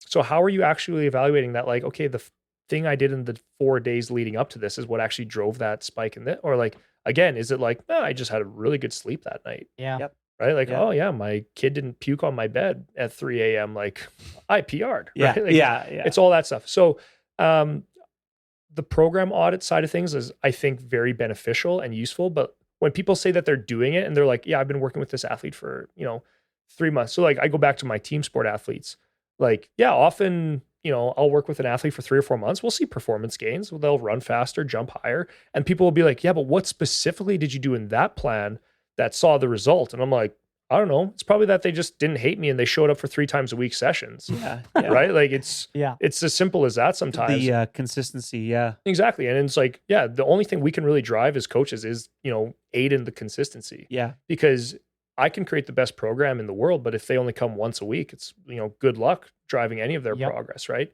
And I have this conversation with parents all the time. They're like, well, how many times should my, kid come for sessions? And like, if they're real young, I'm like, honestly, like once a week probably is good because they should be out doing a bunch of other things and games and stuff anyways. Yeah. But now we're talking about, a university level athlete. And it's like, okay, how many times should I be coming? I'm like, well, once a week, like we're talking once a week is enough to just like, we're trying to just extend your lifespan. Yeah. Right. Like once a week, like what are we really doing with once a week? We're trying to make sure, you live to 80. Yeah. Right. Like that's once a week training. The second people go from once a week to twice a week, I'm like, it's crazy the exponential progress you can make. I should say, and I'm talking, these are people that like don't have a pretty heavy training background. Yeah. People like you guys, if you switch to twice a week training, you're not like, oh, Donnie was right. That was exponential. Right.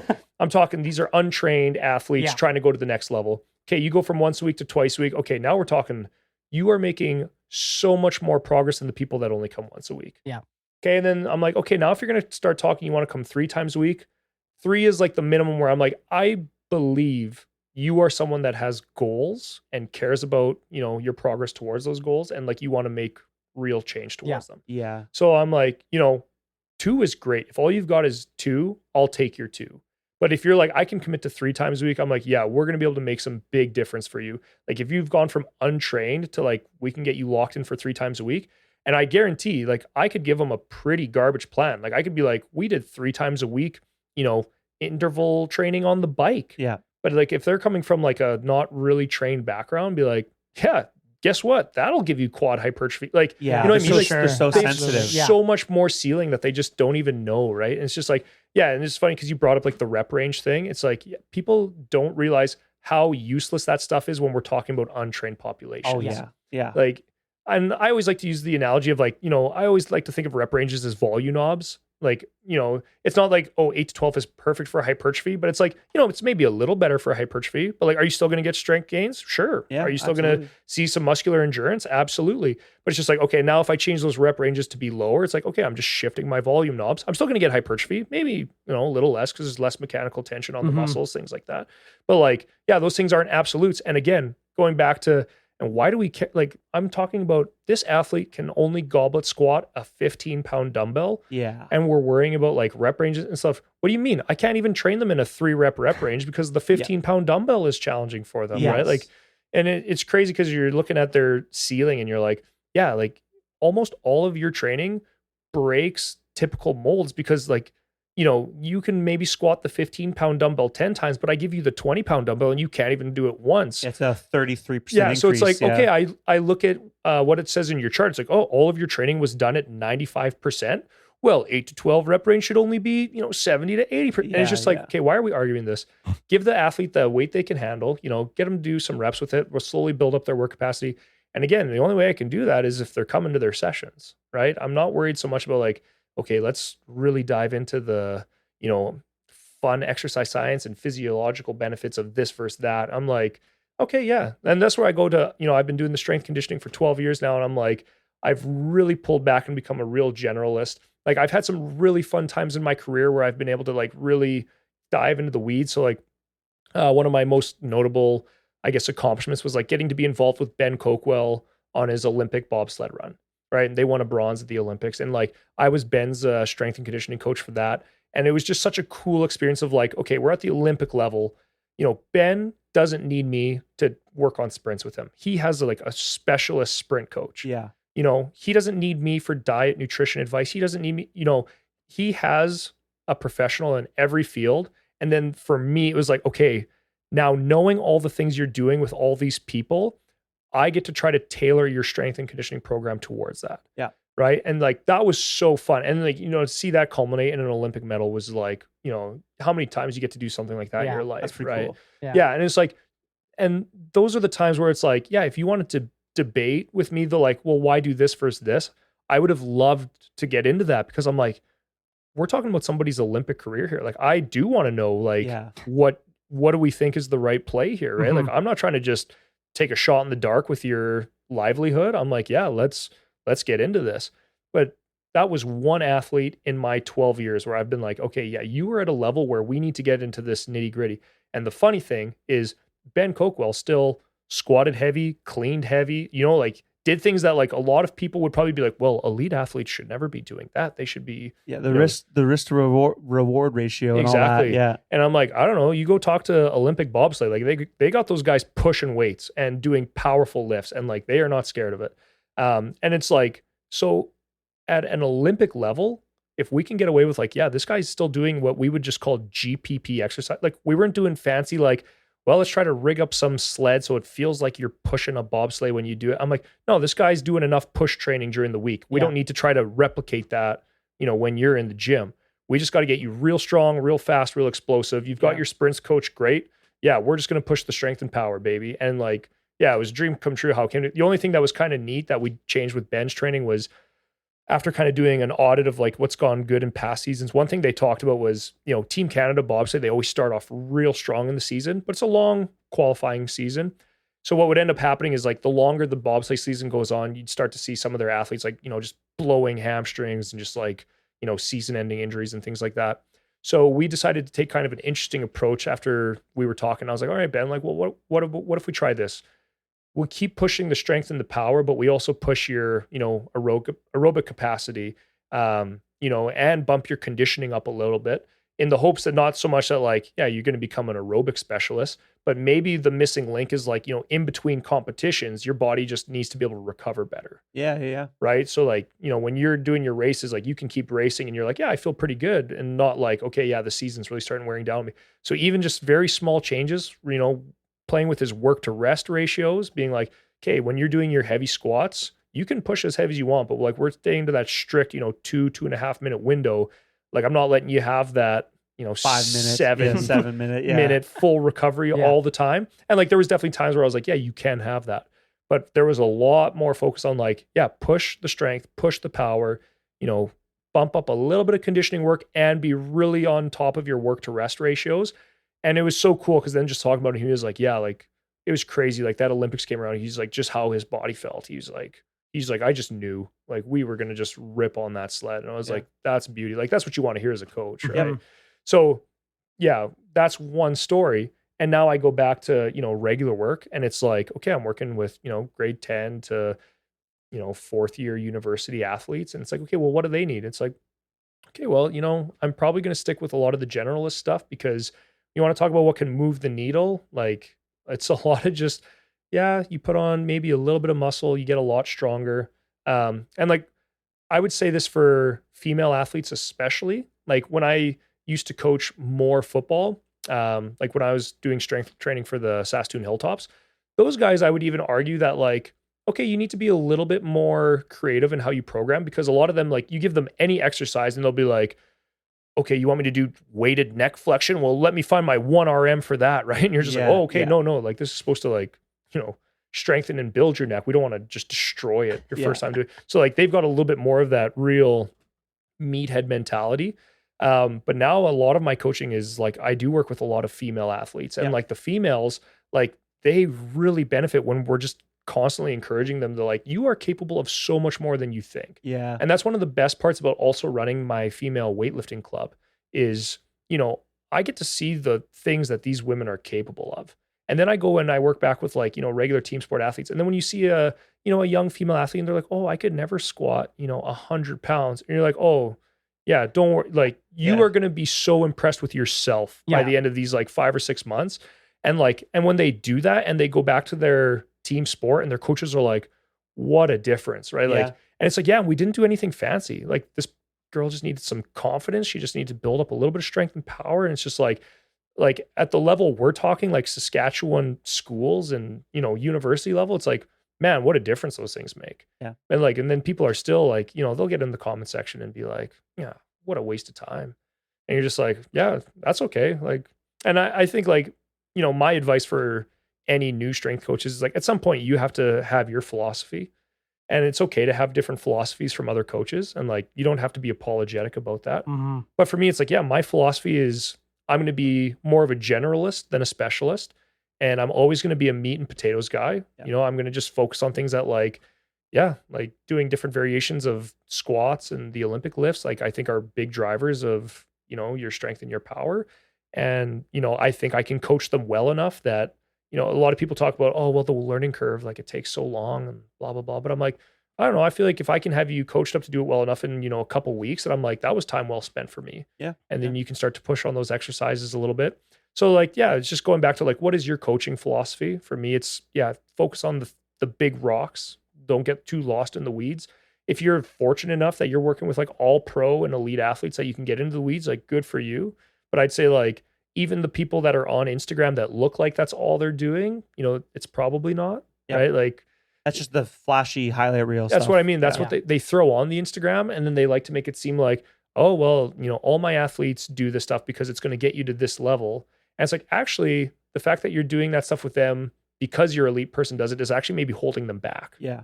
Right. Like if you actually just took a step back and made them focus on stuff that actually matters, like they probably make a lot more progress than you trying to like replicate, your grade 10 plan after your elite people. Yeah. Yeah. So. Oh, it makes sense, man. Yeah. You heard it here first, folks. Cardio does not, in fact, kill your gains. It's true. According to Donnie.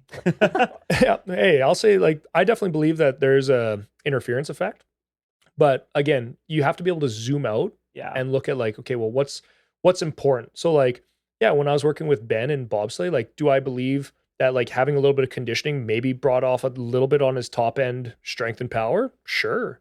But is it more important to me that like, he can last a 2-year qualifying period as opposed to like, yeah, you're just like real strong at one point in time, right? Like those are the kind of things you have to weigh, right? So it'd be the same with powerlifting. It'd be like, if you have someone that, if they do one set of squats and they're like, I need 24 minutes to recover, like it's not a popular opinion, but you'd probably be thinking like, okay, well, if we could get you a little more fit, if you could do 3 sets of squats in that 24-minute window instead of 1, like, okay, well, that's tonnage, right? Like that's a lot more bang for your buck. Yeah. doesn't sound fun, but like that's progressive overload, right? Yeah. We found a way to increase the density of your session. So definitely not saying there's no interference effect, but I definitely think there's a time to do the like weighing of, yeah, I'm actually okay to like bring down a little bit of your top end because we're not peaking for the biggest meet of your life right now. And I think it'll be better for you in the long run to be able to, increase your work capacity or something like that. Yeah, I've changed my tune quite a bit on that. I thought the interference effect was like so much bigger, like a bigger deal when I first kind of started getting into this stuff, especially like early on in kinesiology, because like they brought it up and they're like, yeah, it's going to kill your strength or whatever. And then, I started thinking about it and learning more and more. And I was like, man, it's your aerobic system that's recovering you between sets. Exactly. I was like, so if your aerobic system's just shit, you're not going to be able to get as much training volume in. So if an athlete's like, yeah, after a couple sets of 5 and I'm resting like 5 to 7 minutes between sets, I'm like totally gassed. I'm like, my squat is then affecting my bench press. I'm like, so there's a problem here. Also, you're not going to live as long in general. You know what I mean? Well, and people will love to throw it back in your face, be like, well, look at the world's strongest man competition and things like that. Like those guys. And I'm like, hey, those guys actually do a ton of conditioning. Tons, man. Like, yeah. I don't know what you guys are on that you're like, okay, yeah, like, half Thor deadlifted 1,000 pounds. And they're like, he's not doing conditioning. I'm like, what do you mean? He's doing semi pulls and like farm and like all these things that are actually the yoke walk, dude. Like, And B, like, okay, now we're like, okay, yeah, let's just throw out the outlier example of like, okay, these guys that are also probably juiced to the gills and you watch them do anything and like, they can't even tie their own shoes without losing their breath. And you're like, that's what you want to be like? Okay. Like, but like, just say it for what it is. Like, if that's what your like peak model of performance is, then yeah, do it. But like, don't sit here and tell me like, oh yeah, world's strongest man, like those guys aren't doing any conditioning. I'm like, I bet you'd be surprised. Like, doing a yoke walk for, as many reps as you can for time, like that stuff is not just, that's just more strength work. Yeah. Like it's crazy to me. Yeah. I can't even imagine like doing that. Some of the strongman events, like that would mess me up like for a long time. Well, it messes them up. That's true, actually. Yeah, you're right. Like, they're prepared for it. I don't think too many of those guys are like, oh, my body feels great doing this. Yeah. Like, I was gonna say too, I don't know if you knew this, but my fiance upstairs there, she's one of the coaches for synchronized swimming. Oh, nice. Yeah. Yeah, I think you coach some of her girls and stuff too. But yeah, they were saying they all love you. I don't know how you feel about them because they're young teenage girls, and we all know how that goes. What kind of question was that? In a group environment. I know. I just mean like if you enjoy coaching them. I knew this was a trap. Yeah. If we're gonna try to get Donnie canceled here. Fuck, where did this go? Yeah. But yeah, he's like, I don't know, like how you feel about that. They're teenage females. I don't know. You want to say anything? Yeah. What do you want to say about that, Donnie? Yeah. I'm like, what? It's good. They said you're fun though, I guess. So yeah. Well, that's what I mean. So I've had great success with a lot of those groups that typically don't love strength training as much. So when you look at competitive swimmers, synchronized swimmers, any of those interesting sports where you'd think they'd be like, oh, I don't want to lift because lifting will make me bulky, like blah, blah, blah. I've actually had great success with those groups because it comes back to, I do try to keep the sessions fairly lighthearted and fun. And I'm a pretty firm believer that what we're doing in the session isn't as important as the fact that like you guys keep coming twice a week. And that comes with experience too of being able, like sometimes, they want to goof off a little too much and like we got to try to rein it back in again. Yeah. If it's the synchronized swimmers that I'm thinking of, like I know I've had to play bad cop a couple times and been like, okay, yeah, you've done enough TikTok dances. Like it's, I know exactly what you're talking about. So when I was over at Craven, I worked with some of them as well. It was the same stuff, man. It was just like, all right, can we get back to work, please? Yeah. And like, I'm pretty loose when it comes to like, having fun during the session, goofing off. Where I usually draw the line is like, if I feel like you're starting to impact other people's session, right? Like if there's someone who's like, I do want to, get better at something today, but like you're goofing off is detracting from that. Yeah. That's where I might have to, pull you aside and be like, hey, look, I'm all for having a good time too, but these people are trying to get better and you're preventing that. Someone's like talking to someone when they're like squatting. Yeah. I'm like, can you like, I remember having a whole talk with these teenagers about like the sanctity of the barbell. I was like, we like talked about it and stuff. I was like, when you enter onto the barbell, you are doing a really complex task that is really beneficial, but has the potential for injury. Why does it sound like you're giving like the birds and the bees talk? Like, honestly, I was like, this is sacred. You know what I mean? Like this, when you enter into, I was like, enter into this space. I was like to do something really, you're like, whoa, Tom. This is special. Yeah. But I was like, leave your friends alone. Yeah. Spot them, cheer them on by all means, right? But like, don't be like in their ear talking about whatever, some stuff that happened in class or whatever the other day. Just let them, between sets, you guys can talk about that stuff. But yeah. And I don't know how it happened this way at Ignite. Like when I first started working at Ignite, I worked with, all football. Even when we moved into our new space 2019, like I was still training Saskatoon Hilltops football and things like that. And like somewhere after COVID, things totally shifted to where like I coach probably 95% women now. yeah. And like, I don't know what caused a change. Like, I passed off Saskatoon Hilltops to Parker. He's kind of our football guy now. And so like now the things I coach are, women's flag football, women's tackle football, women's volleyball, women's basketball.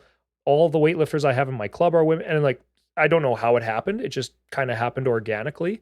And I think one of the reasons why we make great progress is because, obviously they come to the space, they feel safe, they feel encouraged, they feel supported, which, means that they come to more sessions. Yeah. Right. And like when you talk about, okay, what is the biggest driver of success? Like that's all it is right there. Like they keep coming. Adherence. Yeah. Like the programs, I like to think I'm a pretty good programmer, but like, I'm not going to sit here and be like, my programs are, our correlation is equal to 1. Like my program is the reason why you're making progress. Yeah. The real reason is because, you keep coming, you have fun when you're there, right? And like you feel good. So which means you have positive expectations about, what you're going to feel when you're at the gym and things like that. And, I think in today's day and age, that's really important too, because I feel like a lot of female athletes, when they go into maybe like a commercial gym, things like that, they have to deal with a lot more hurdles and obstacles. Like 100%. you know, are these random dudes going to walk over to me and start being like, hey, let me correct your technique for you? And, but in our space, they come, they're in their group. Your group is kind of like your own protective bubble of like, yeah, no football player is ever going to come across the gym in our space and be like, oh, let me, help you with that. Cause all of them are already there working with a coach. Right. So it's kind of like that extra layer of, safety in there and things like that. So yeah. And, like this is coming from a guy that loves talking the nitty gritty of the training. And it's like, and we still just go back to like, yeah, well, do they like coming here? If they like coming here, yeah, they're probably going to get better at the end of the day. Like, as long as you're not doing something that like, okay, yeah, you're actively harming them now, right? Like you've got to dial that program back a little bit. What an awesome shift in sports too. Cause like it wasn't too long ago where teams didn't really do strength conditioning, right? Male team, female team. And now, like especially with like female teams encouraging and seeing like the positive benefit of just developing resilience. Yeah.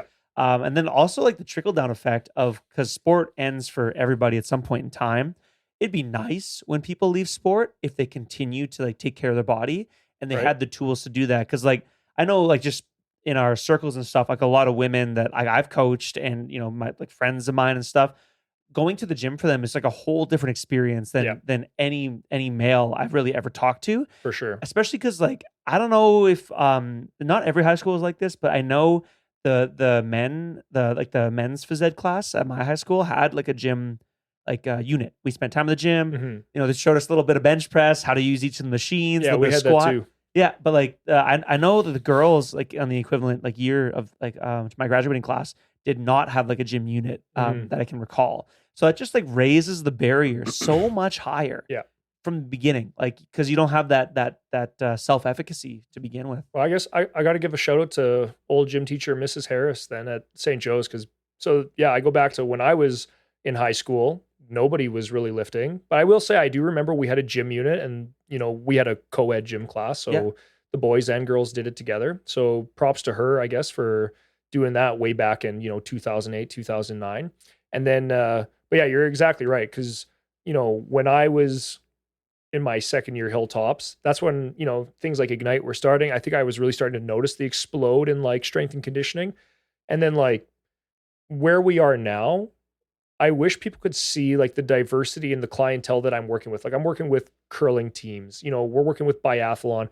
It was like, I didn't even know Sask had an alpine skiing team, but for a while we were working with alpines, what I mean? Like things like that. And like, Yeah, male, female. Like when we started, it was definitely like, okay, yeah, Ignite, all you guys do is train male football players. And Yeah. it was what we did for, Yeah. 90% of our business. And now it's like, okay, other than the Hilltops maybe make up like, I guess Joel Lipinski trains the Huskies football team as well. So, but if you look at Huskies and Hilltops football, and then we have some like high school football training groups, like we've grown so much that like that maybe makes up 25% of what we do now, right? Like the amount of diversity that we're seeing that are like reaching out for strength and conditioning services is amazing, because we are hoping that, you're, let's say you're a biathlon athlete and you start doing some strength and conditioning. And like, even as a teenager, if you're like, I don't really see how this is relevant to me, I don't know if this is, improving me as an athlete or things like that, you are still hoping that you're leaving with them with some, positive lasting impression of like, hey, when I was in the gym though, like I had a positive experience. Yeah. So then their athletic career comes to an end one day and they're like, I remember learning some things in those sessions. I feel, slightly equipped that like I can step into a gym and, do some things without being scared to do them, or like people are judging me, things like that. Mm-hmm. And like, it's fun because when you get to see some of the sports that we've worked with, like I just tested a grown men team for curling. So these guys are, with Curling Canada, and they were like, yeah, we got to do all this fitness testing and stuff like that.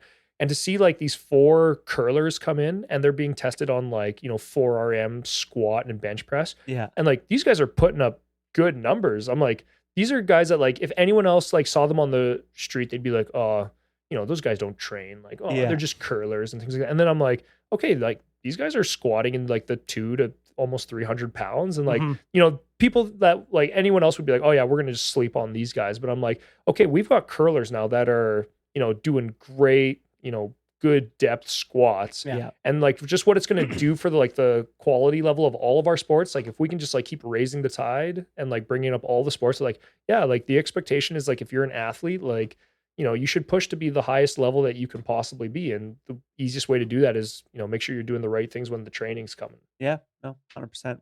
I did want to ask too, what did you do for your master's degree as well? Yeah, my master's degree was the area was in athlete growth and development. So without getting too much into the project, essentially what we did was we were looking at 6 sports, and we kind of went to like all of the provincial team tryouts for those sports.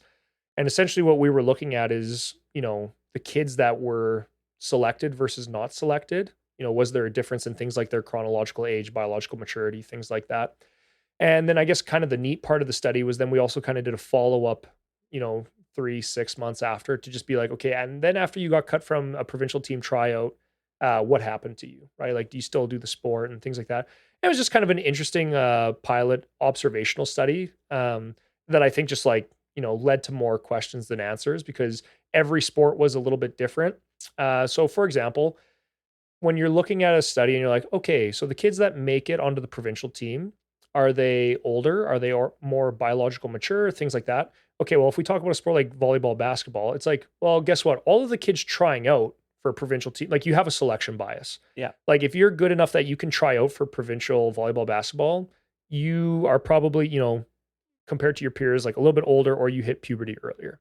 So we kind of ran into a little bit of that issue where, you have to address for the selection bias of your sport. It was a little different for hockey. And I think most people are familiar with Malcolm Gladwell's Outliers, where the whole concept where, they looked at hockey and it's like, yeah, if you were born January to March, you're way more likely to, get selected for your team. Where that study had a lot of strength was because, hockey's doing, tryouts and cutting and stuff all the time. They don't just have like, one provincial team late in the year, where like some sports, it's like, yeah, it's getting more popular. There's a lot more clubs now, right? Like when I was in high school, I knew some people that did like club basketball, club volleyball, and now it's like totally flipped. It's like everyone does club. Not that many do high school sports anymore. Yeah. Right. So when we were looking at the study, yeah, you got to look at the selection bias. But then the other thing that was interesting is just cultural differences. So an example would be, football. When people got cut from football, a lot of them actually still continued to participate in football. And I think that's just because Sask has done a pretty good job of like, yeah, you can play recreational flag football. You can do, even if like, let's say you try for the Hilltops and you get cut, well, you can still move to a lot of places and play junior football in other places. And a lot of teams have scholarship opportunities and things like that they can support you and things like that. Where at the time, when we were looking like, let's say baseball, if you got cut, actually the chances were, even if you were successful in baseball, like if you made the provincial team versus you had gotten cut from the provincial team, chances were within a couple of years, like you just didn't play baseball anymore. And like, that's where I talk about like the cultural aspect, where I'm like, I feel like baseball at that time just wasn't that big in Sask, right? So it was like, even if you're the best in the province in Sask, like by the time you finish grade 12, it's like, well, now what? It's like, unless you got recruited to play like, in the States for ball or something like that, it's just like, that's pretty much it. Like, we don't have like a huge junior league like football does, and we don't have like university baseball teams and things like that. So yeah, that's where I go back to. It was just a very interesting kind of like opening study, observational study that allowed future researchers who want to kind of build off of that to just make sure they're equipped with those things to be like, okay, well, if I want to look at like, why are all these baseball players, dropping out of sport? Hopefully we've answered a couple of those questions for them of like, yeah, there's probably all of these reasons why they've dropped. Like, it's not just because like, oh yeah, you were sad because you got cut one time and now you've dropped out, right? Because we can show even in baseball, you were successful. Like, you just don't do the sport anymore. Yeah. So yeah, a lot of it had to do with that. And it was a good project. And, shout out to my supervisors, Adam Baxter Jones and Louise Humbert. They can get me through grad school. They can get anybody through grad school. So yeah, that's fair. That's fair, he says. Hey, I wait. mean, like, they're good, good instructors. Absolutely. Yeah, Adam was great because he was definitely like someone that I definitely needed at that point in time in my life, where grad school is big and scary in the sense that like you get hit with this like big project and they're just like, okay, this is what you got to do. And they're like, you got, somewhere between 2 to 5 years to complete this. And they're just like, and then they just kind of leave you on your own. And they're just like, hey, go do the thing. And then you're just kind of like, oh, what? Like, so like, there were so many things at that time where like, so when I was doing my master's, I always refer back to my master's as the time period of my life where if I could survive that, I could survive anything. Because for me, it was like, so I started my master's. I just had my first child. So I'm already like, okay, I'm sleep deprived. That's a lot. Yeah, I'm suffering. And then at that time too, I was signing with the Ottawa Red Blacks. So I was playing football still at a pretty high level. And I'm like, okay, I want to, try to make this team. So I'm trying to like make sure I got to be training. Like I'm not just going to walk onto a field with CFL players and just automatically make that. So I'm doing that. And then at the same time, my wife and me were like, okay, well, we just had our first kid. Like, we got to get a place. So I'm like working at Ignite as much as possible. And I'm like, at this point, it's like, okay, I'm back from my football off season. So it's like, it's that thing where when you come back after your season, it's like, okay, work is starting to pick up, but it's like, yeah, this week we've only got, 20 to 25 hours. And like, we're dealing with our banks and the mortgage, and they're like, oh, well, if you want to like qualify for a mortgage, like your husband's got to, prove that he's got income and like blah, blah, blah. And the thing that drove me crazy was like, for like, 5-6 months, I was grinding. I was like, okay, Ignite, like you guys have got these like shifts at like 6 a.m. and stuff like, so it was like, suffer through a terrible night's sleep with a newborn, get up, train people at 6 a.m. from like, 6 to 8. Yeah. Go to my master's classes, try to fit in a workout in the middle of the day, and then like go back to Ignite and work from, 5:30 to 9 p.m. to try to like boost up the income. Yeah. Yeah. And then like rinse and repeat. And like I was easily doing like a pot of coffee every day those days. And the funny thing was I grinded through that for like 5 or 6 months.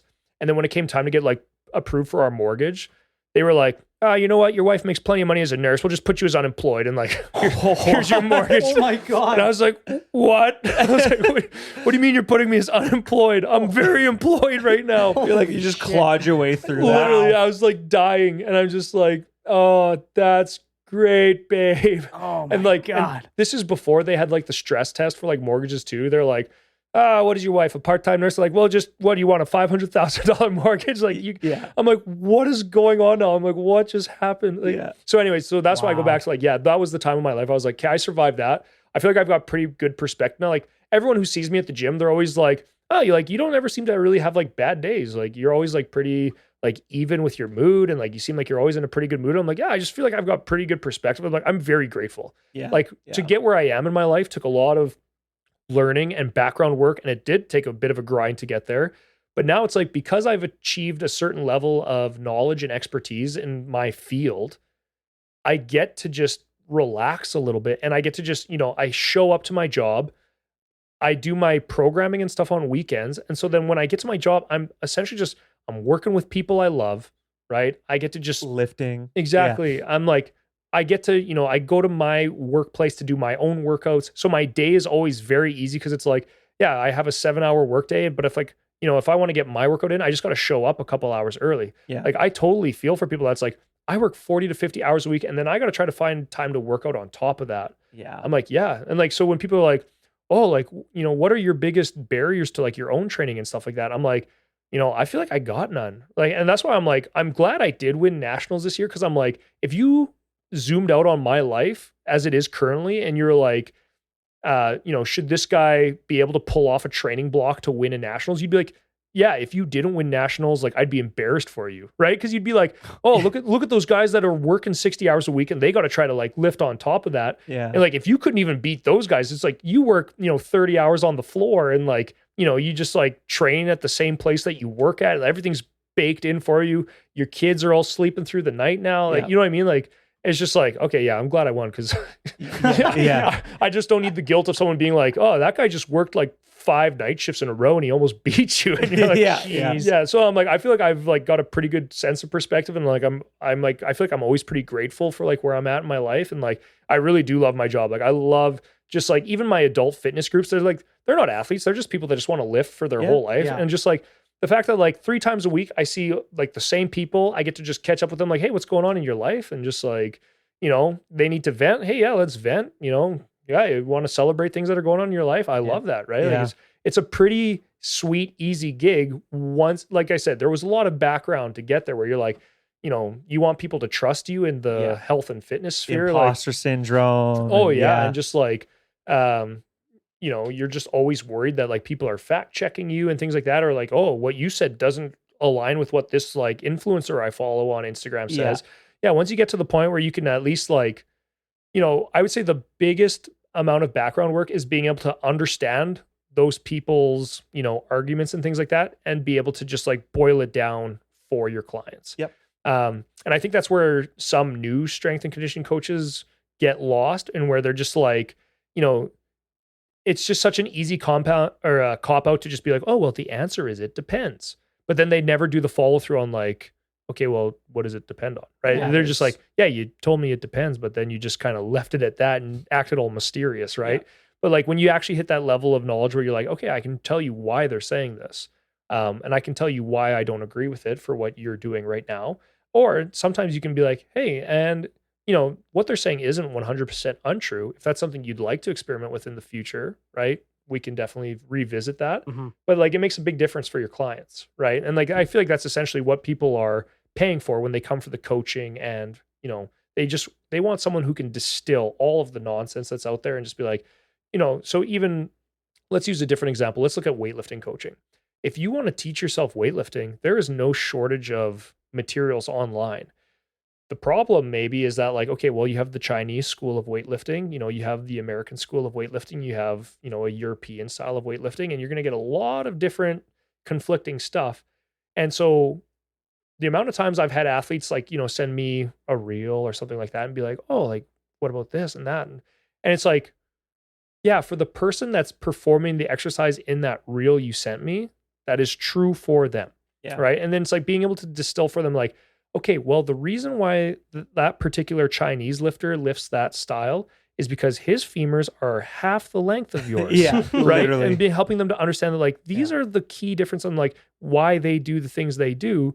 And you're trying to bring that all in for them. Right. And then it's like, at the end of the day, as a coach, I think sometimes you need to have a little bit of that humility of like, you're in love with it and you want to try it. Like, okay, you want to lift like your favorite Chinese lifter, you can go for it. Yeah. But like, at least give me the benefit of the doubt. Like if it's not working out, let's revisit like what we were trying, like, the technical model we were trying to build towards. Yeah. Yeah. And, pursue that a little bit further. But like, hey, if you're like, no, my favorite lifter does, squat jerk, and like, that's the way I want to do it. And like, they're not going to listen to me when I'm like, yeah, but the reason they squat jerk is because they also squat 700 pounds, right? Like, yeah. It's like, you don't have a 7-pound, well, whatever. And you don't have their mobility, whatever. Okay. You still want to go for it? Okay. And then if they were like, and like, if they were successful, I'll be the first one to be like, all right, like, you pulled it off. Like, Yeah. and you want to keep rolling with it, keep rolling with it. But I still feel like you have to also help them understand, but there's still no guarantee that, like, maybe if you would have stayed with our split jerk or something like that, like maybe the ceiling couldn't have been higher. Yeah. Right. Yeah. So, and like, that's just like an art of coaching. Like, you're just navigating expectations and things like that and goals. And yeah, like they see things and they're like, oh, well, it works for them. Like, could it work for me? And you're like, yeah, it could, probably not. But like, if you want to try it, sure. But like, that's the other hard part. Sometimes you let them go on these little adventures and it's like, okay, well, you spent a lot of time trying to get good at that. And now we got to come all the way back to where we were and try to get that started again. So, although like it might add like different tools to the toolkit too, like I can really relate with like conventional and sumo. And then athletes, when they're early on, they're like, most people come to us pulling conventional, I would say. But then, yeah, right. Oh, so uh-oh. Yeah, we're gonna end it right there. Just end. Yeah. Oh, yeah. Or you hear like a fight in the background. Me and Danny are short asses fighting you. If anyone's looking for me, I was last seen at this address July 30th. He's like coming in and off the mic. Yeah. But yeah, it's like, when you're some like as an accessory exercise to a sumo puller, I'll often work in conventional, and vice versa as well, especially if they do want to experiment with it. And I've even run them simultaneously as an experiment when someone's like, I don't know what I should be doing. And I'll be like, well, why don't we just do both, see which one goes better, and then we'll just pick that one for like the time being. And then they also have this like positive like expectation once like they proved it to themselves that like, oh yeah, I think the conventional is a better one for me, even though I have my own opinions. Yeah, it's hard to beat like athletes coming to their own realizations, right? Because sometimes like you just can't win those. And I don't know, especially when it comes to like technique sometimes, like they just need to do things and try things, right? Yeah. You can sit there and like over cue and like whatever, try and make every little nuance and joint angle exactly what you consider perfect. But like, I don't know, I feel like a lot of motor learning, I mean, it does come from making mistakes, right? Or like deviating from like the norm, if you will, right? So yeah, it's interesting that you brought that up with kind of letting people experiment. I think it also aligns with what you mentioned earlier about adherence as well, right? If you like nonstop bash, like you're always like every time your athlete's like, "Can I try this?" and you're like, "No," they're just like, "Okay, I'll go train somewhere where they'll let me." Right? And you're like, "Oh, that backfired," right? But exactly. I think something that's also different for like powerlifting and weightlifting as opposed to like, when you're working with team sport athletes. So, there's kind of that quadrant system. So when you're working with team sport athletes, the four things they have to work about is like, their tactical preparation, technical preparation, psychological, physical. Yeah. So the nice thing when I'm working with team sport athletes is very often I don't have to worry so much about three of those quadrants, right? I'm the guy that's hired to just like, let's work on your physical preparation. When I am a weightlifting coach, now I'm in charge of all four quadrants. Yeah. Right. I am in charge of your physical prep. Like I said, I would place that secondary to our technical prep. But like at some point in your training, I also have to equip you to be like psychologically ready. Yep. Right. And also maybe understand, the tactics of what are we doing on competition day that's going to like set us up for success. And so sometimes when we're talking about like, okay, like trying different things and things like that too, what we can be talking about is like, it can be, psychological prep, right? It can be technical in the sense that like, sometimes it's good to have a backup plan, right? Like if I'm like a split jerk and I'm like, okay, but I've slightly tweaked my knee. So when my normal knee is back, I have a lot of pain in my split position. It's like, okay, well, have we ever learned to, split goofy stance, right? Like, or whatever is opposite for you? Or, could we maybe just pull out a power jerk if you can't comfortably split right now? So it's things like that, right? Like we're just trying to improve all of the abilities of our athletes by trying to like introduce some of that variety. But like I said, we have to just be careful because, I'm not going to set up a training block for my athletes where I'm like, okay, you're always going to split jerk with the wrong foot forward. If you could pull that out, is that amazing and like a great thing to have in your back pocket? Absolutely. But I'm not going to, set up training blocks for that. Might be something fun to do in like a deload block or things where they can just toy with it a little bit here or there. But also like with weightlifting, probably even more so than powerlifting, when we talk about the psychological prep, teaching your athletes the skill of like, okay, you still need to be able to like complete a task when things aren't totally to your liking. So like in powerlifting, it'd be like, imagine if your athlete was like, okay, I strained my adductor, so sumo feels horrible. So the only way I'm pulling this is to go deadlift. So you can have an athlete that's like, goes full Eeyore again. Is like, oh, it's over. over. Or the athlete that's like, yeah, I could still rip up a real solid conventional. Yeah. Right. So it's things like that where, okay, now we're in charge of all 4 of the athlete's quadrants of readiness. As the things I'm putting in the program, is it making them more psychologically robust? Is it, enhancing their tool bag of techniques that they can use in a pinch and things like that? So I'd say that's another real big difference between, what I'm doing with my club versus what I'm doing with my team sport athletes. Yeah. Team sport athletes is so nice, right? Like I'm just like, oh, it's not up to me to develop your skills. Yeah. Like you're working on your, approach jump and your spike and volleyball. Like, like I'll help you so that you can jump higher when you do those things. Yeah. But like, I'm not going to try to fiddle with and often you will endear yourself to those sport coaches more by not trying to fiddle with that stuff. Yeah. Mhm. Right. Like, don't even get me started on track and field. Like if you're working with, let's say, short distance sprinter, like I've got a few sprinters right now. I have never done a single running drill with those girls. It's just like, when you're here, like, yeah, let's work on your output, right? Let's speed, explosive power. Like occasionally I've had them do some like micro dosing of just like max speed sprints on like a curved treadmill, things like that, just to like keep that stimulus, especially when they're in the off season. It's like, okay, you guys aren't sprinting right now, so we could hit some max speed curve sprints. For everyone who doesn't know what a curve is, it's just a great treadmill where it's self-propelled. So you're not like limited by the speed of the motor. The athlete can actually just use their own abilities to go as fast as possible. But like, yeah, try like having a track coach be on your good side when, they send their sprinter to you and you're like, oh, well, we're going to do all these like fancy sprint drills or like these weighted things that should improve your sprinting. It's just like, those coaches are going to come in and they're going to be like, what are you doing? Yeah, you're like, done. Yeah, exactly. And they're like, they're already sprinting with me 5 days a week. Like they're not here to work on their sprinting. Yeah, they're getting enough like contact volume already. Exactly. You know what I mean? Like you don't need to do more of the same necessarily. And I think that's a pitfall that a lot of strength coaches fall into. So here's a good example. When people work with hockey players, one thing you'll see a ton with hockey players is they're going to be like strengthening them through the frontal plane. So they're doing tons of like abduction, like, pushing exercises through the frontal plane. And they're just like, well, why do we do that? Well, because, when they skate, it's a push through the frontal plane. Makes sense to me, right?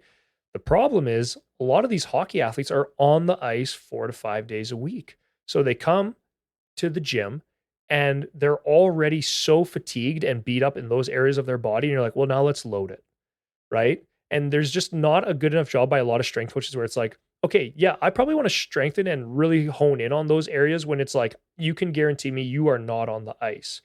But if you are on the ice and those parts of your body are just getting beat to a pulp, do I really want to spend 45 minutes of your session just, getting you to push through the frontal plane? Yeah. No, like let's maybe do something different and just like not. So it's like people think that it's like, I think it's maybe a sport specific trap hole they're falling down when they're like, oh, well, they're using those things in their sport, so we should always be training them. Yeah. But that's where like the bucket analogy is useful, right? It's like, no, just by doing their sport, that bucket is full. Mm-hmm. And now by you trying to keep filling it, now you've overfilled it and they're injured or hurt or something like that.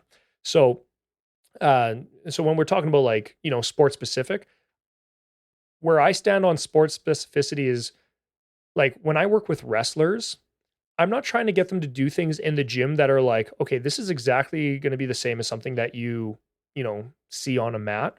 A lot of my wrestling training plans are going to be like, yeah, you're still doing your GPP. I want you to lift heavy, squats, deadlifts. What I might do is incorporate different variations of deadlift where it'd be like, maybe a Jefferson lift where it's like, at some point you're going to have to try to pick up an opponent off the floor and your back is not going to be in a perfect neutral position. You're going to look like a question mark when you do it. Yeah. So maybe if we can build your capacity in that area, that would be a good thing. Again, am I going to do that in the middle of the season when they're already trying to lift an opponent off the mat 50 times a day? Probably not. Mm-hmm. In the off season, sure. And then the other things like, okay, you're a wrestler, like in the off season, should I be giving them grip strength training and things like that? Yes. In season, I'm like, are you kidding? In season, have you seen like the forearm pumps these wrestlers are walking out of practice with? Like they're finishing every practice with rope climbs, right? Like they're all like their hands are dead. And then you go to a strength training session and your coach is like, all right, let's go do some heavy farmer carries. It's like, what are we accomplishing here? Like we're just like beating the same dead horse over and over again, right? So there's a time to be sport specific when you are good at planning things. So, hey, going full circle back to periodization, Yeah. right? Like I wouldn't maybe even necessarily call this periodization, but it's like, okay, in your off season, I do want to fill those buckets that are, empty right now because you're not practicing, but you're going to need them when practice ramps up again. And I can guarantee you a wrestler that trains their neck in the off season, same with football, you're training your neck in the off season. Well, those are the ones that when the season starts up again, they're complaining a lot less, but you can guarantee that when the season starts, that neck training needs to be pulled out of the weight room. Yeah. Right. So when we're talking about like, yeah, should your training be sport specific? Yes and no, right? It's just like, it's how you actually accomplish that. And like, yeah, I'm going to look at the KPIs of the sport, so the key performance indicators. It's like, to be good at this sport, you need these things, but can I build those in the off season? And like, if I try to build those in season, am I actually doing you a disservice? Right. Because it's just like, yeah, now we've just crossed the threshold of, okay, yeah, we were training our neck in the off season, but now you go to wrestling practice and someone's slamming on your head, 200 times a day. Yeah. And I'm like, now come here and like, let's load up that neck some more. And they're just like, okay, yeah, now you've given me a cervical disc bulge. Like, Yeah. thank I'm you. hurt. Yeah. Yeah. Yeah. So yeah, that's where I go back to like being a generalist usually is the safer approach. But like, yeah, we can still be sport specific, but it's just like, how are we trying to accomplish that goal without actually, doing harm to our athletes? Yeah. You can also be, you taught me this actually when one of our conversations through Instagram is like, you can actually be not just necessarily like movement or exercise specific, but you can also just be specific to the sport based on the energy system too. Right. So instead of, trying to make a swimmer do more swimming like movements in the gym, depending on like their event, I could just then, create their training plan to kind of focus on the energy system that they need to rely on maybe the most. And again, depends where they are in the season and stuff too. Right. Obviously, like when they're in the pool almost 7 times a week, I don't necessarily need to be smashing the same energy system as well. So the same principle applies. And you did mention KPIs as well, or key performance indicators.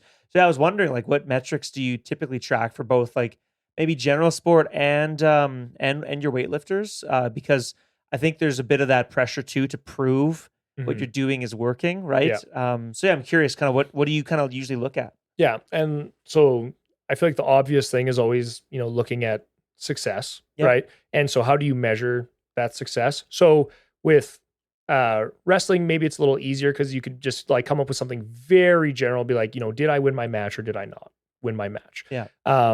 I think where KPIs get really useful is when people are able to come up with like slightly more specific things. So like in weightlifting, it's a good example of like, my goal wasn't win or lose. It was like, was I able to improve my total, right? Raylene, one of my lifters, in her meet, like we just had a big goal, like, okay, when you snatch, like we just need to like all of our competition snatches, we need to catch them deep, right? Like, cause she would always like, go to the meet and then like all of a sudden just nerves and stuff. She'd just be like, oh no, I'm not sinking into that deep squat when I catch things, right? So she goes to a meet, even if her numbers don't improve, but it's like all 3 of those lifts, like you buried those in the catch and you made them all, right? It's like a day like that, you're like, okay, what a huge improvement, right? Like, that at some point we've crossed some like psychological threshold there that's like, okay, we can build on this. So there's things like that. When we're talking about team sport, it gets a lot more hairy because it's like, okay, are we talking about an individual versus, a team sport? And in wrestlers, like there can be other like it's specific to the sport, but like even things like, were we able to manage your weight for an entire season? So a lot of this stuff can only really be done with the help of the sport coach. Cause I just don't think it's appropriate for, an S&C coach to like sit back and try to be like, oh yeah, I'm going to be the one who decides what was successful and non-successful. But it's pretty easy to have these conversations with coaches. And these are usually the conversation coaches like to have, where you can be like, hey, for this athlete, what would you want to see to be like, okay, I considered that like a very positive season, right? So for some athletes, it gets a lot more interesting because you're like, okay, yeah, it's not win versus lose. It's, okay, this athlete was a bench player and, they were able to, like, they were, good enough that they were able to play now 50% of the reps now. Yeah. Right. So like increases in playing time, things like that. So we're, obviously looking at success metrics. But then when we talk about KPIs, now you can get into other weeds too. Like, okay, What are our technical KPIs? Like, what are the things we want to see technically to be like, okay, that's going to set you up for success. And so this is where, as a coach, it's like, I feel like you have to have a technical model that you're working towards. If you don't have a technical model, like, get one. Like, I don't know, right? Like, I think there's some people out there that are just very, like, let's use powerlifting as an example. They're just like, just go out there, grip it and rip it. Right. And like, sure, maybe that works for, small percentage of people, but I feel like most people would agree that, like, okay, if I have a technical model to work towards, I can make my reps more repeatable. I can make them more efficient. Yep. I can get better, closer to achieving like what the competition standards are. So it's just like, yeah, it's pretty rare that you can have someone that's just like, yeah, just go out and do the thing and like, you'll be fine. And I think people in weightlifting love to just bastardize this, because you'll see someone at the highest Olympic level and like they'll hit a world record and they're like, yeah, but their technique wasn't that good. So like, why should I have to worry about the technique so much? And it's like, well, last time I checked, you're not a 19-year-old Bulgarian that's like, Yeah. looks like you're 43. Yeah, they've been giving you something special in the water. Yeah, that's what I mean. It's like, and like, that's what I mean. That guy's 19 and he squats 700 pounds. Yeah, I'd imagine he can probably throw 400 pounds around the way he wants to, Yeah. No questions asked. So yeah, you got to be able to like reel your athletes in sometimes and be like, yeah, this is the technical model we're working towards. And again, once you've reached your level of knowledge or expertise where you can finally explain to them like, okay, we are doing this because if we do it differently, we've created an energy leak, which is then going to, decrease, how much power we can produce, or something. Like, maybe it changes which muscles we're engaging, things like that, right? So you have your technical model that you're working towards, and that can be one of your KPI assessments. How close are you to our technical model, right? We've been trying to work on this, but when you do your split jerk, your knees cave in, everything collapses. We have no rigidity through our spine, right? So it's pretty easy to take those things and be like, yeah, you're probably not going to be as successful as you could have been, because we still have gains to make on the technical side of things. And they're not the be all end all, but the nice thing with weightlifting is it's been around long enough that people have come up with a lot of ratios and things like that. Like I said, ratios are just, one tool you can use, but you'll see the things where it's like, okay, whatever your back squat is, it's like, your clean and jerk should be somewhere 80 to 84% of that. And, your snatch is maybe 70 to 74% of that. And those things can be really useful if you're like, I don't even know where to start with this athlete. Right. Mm-hmm. But like, if you come into the gym and you're like, yeah, Donnie, I can squat, 550 pounds. And then you're like, but I can only snatch 100 pounds. For a coach, it's an easy one to be like, okay, well, your strength ceiling is a lot higher than what you're capable of. Yeah. So like, you don't need to focus on any strength work. We can just be technical for probably 3 straight years. And even if your squat drops from 550 to 525, right? Like, you will be in a way better spot. Yeah. Right. So things like that. So yeah, the KPIs is always fun because, you're limited only by like your imagination based on the things you want to track. Like, some athletes, it can be as, the recovery things. Like, you could be like, okay, well, KPI, key performance indicator for success. Well, what are your eating habits like? Yeah. Right? What are your sleep habits like? How's your sleep hygiene? Do you sleep in a cold room and get 8 hours of sleep every night? Or are you, waking up 17 times a night because you're sweating buckets? And you know what I mean? Like, things like that. And they're just like, yeah, it gets mundane to track that kind of stuff, but you kind of have to. And like, one thing that I've used in the past is like questionnaires. Like, we use the Team Builder app and it's pretty easy to insert the questionnaires there. I don't use them as much anymore because I feel like I get almost as much information just through my daily conversations with athletes. Yeah. Right. The athlete shows up at the session. Like, it's so funny. Like, by the time you just finish the question, like, hey, how was your day today? Right. So I'll use Shay as an example. She'll be at the physio clinic. She'll be like, I had like, 16 initial assessments and like, I didn't have time to get through all my paperwork and I'm just feeling a little, tired. You know what I mean? It's like, we've said one thing to each other and I'm like, okay, yeah, you're probably not pushing for a big, lift today. Right. Yeah. And like, every now and then they'll surprise you, right? Like, the adrenal system of the body is kind of an interesting thing. Yeah, And like, they'll still pull it out, but like, at least it manages my expectations as a coach of like, okay, yeah. So the KPIs are important. It's good to track them, but like, sometimes, the things that we think are important aren't as important, and vice versa, right? So like, sometimes it's like, okay, like, if we could just change your, work-life balance, that would be a huge driver of success for you, right? Oh, like, you're sad because, your boyfriend dumped you and like you've been holding on to that resentment for 6.5 months. Like, well, I guarantee if we like eventually get over that, like you're going to be feeling a lot better and lifting a lot better and things Yep, like that. for sure. So yeah, it's just like, what do you actually do with that data, which is a big thing. Like, the KPIs are cool and they're important, but it's just a matter of like, again, how are you actually deciding which ones are like truly causative? Where, I think for most of us, it's probably just best to focus on like, like we're working towards a technical model. How close are you to that? Or like, like sometimes it's the opposite in weightlifting, especially if you have someone who like you got to start them as a 100% brand new to the sport weightlifter, mold them from the beginning.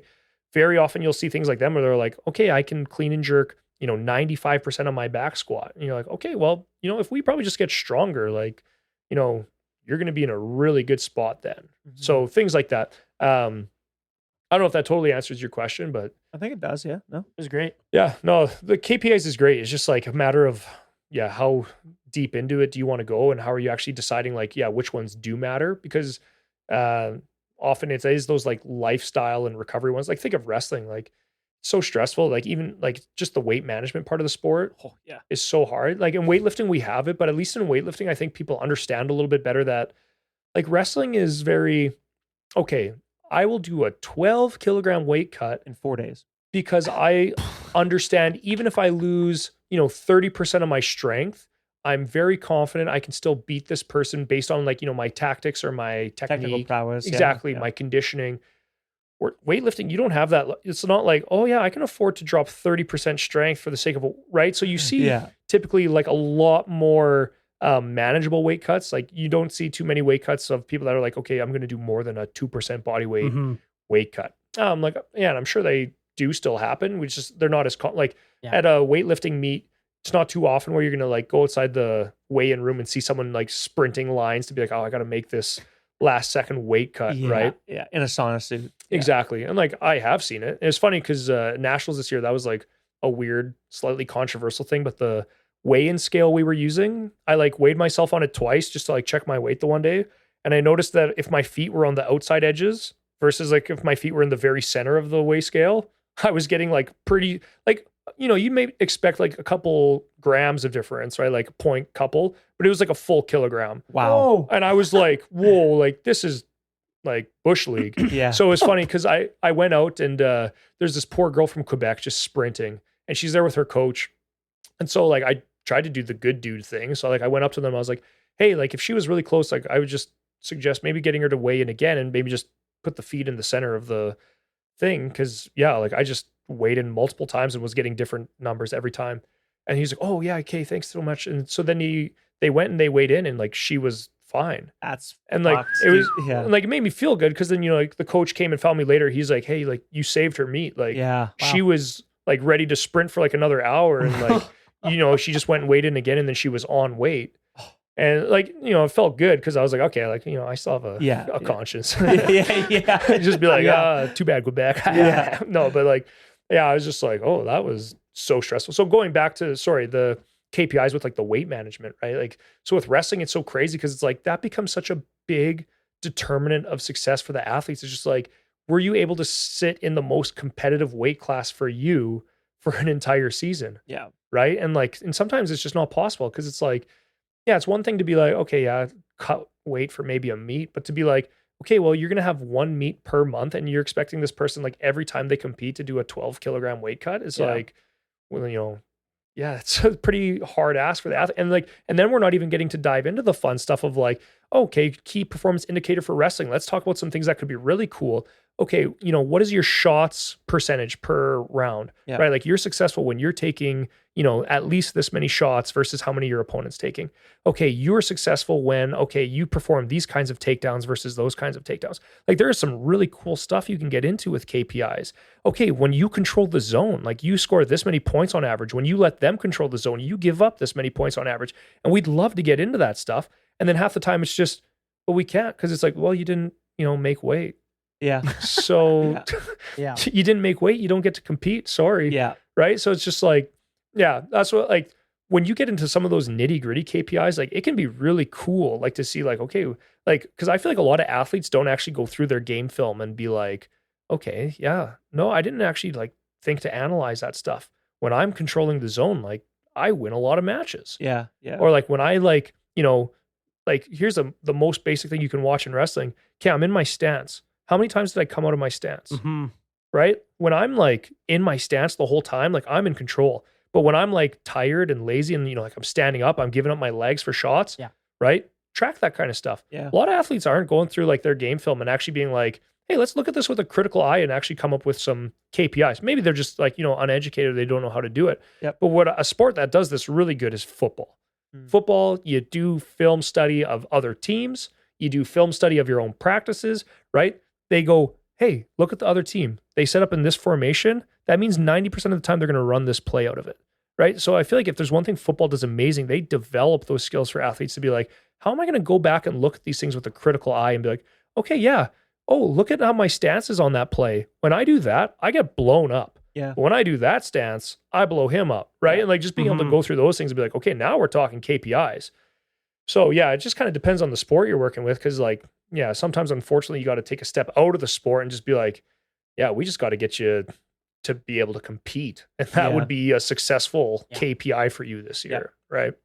For powerlifting, something I've started doing recently, like looking at people's like game day history, and just kind of looking at the percentage increase from between each attempt, and like the percentage of like success in comparison to that, and seeing like because for some people, a certain jump is just way too much for them to handle, and that can even point to some training errors too. It's like, well, they never do that in training, and you just chuck something like that on their back, on a squat, and they as soon as they pick it up out of the rack, they're like, holy shit. Right. It's like that's going to have a significant, whether physical, but like for sure psychological factor on their overall game day experience. Right.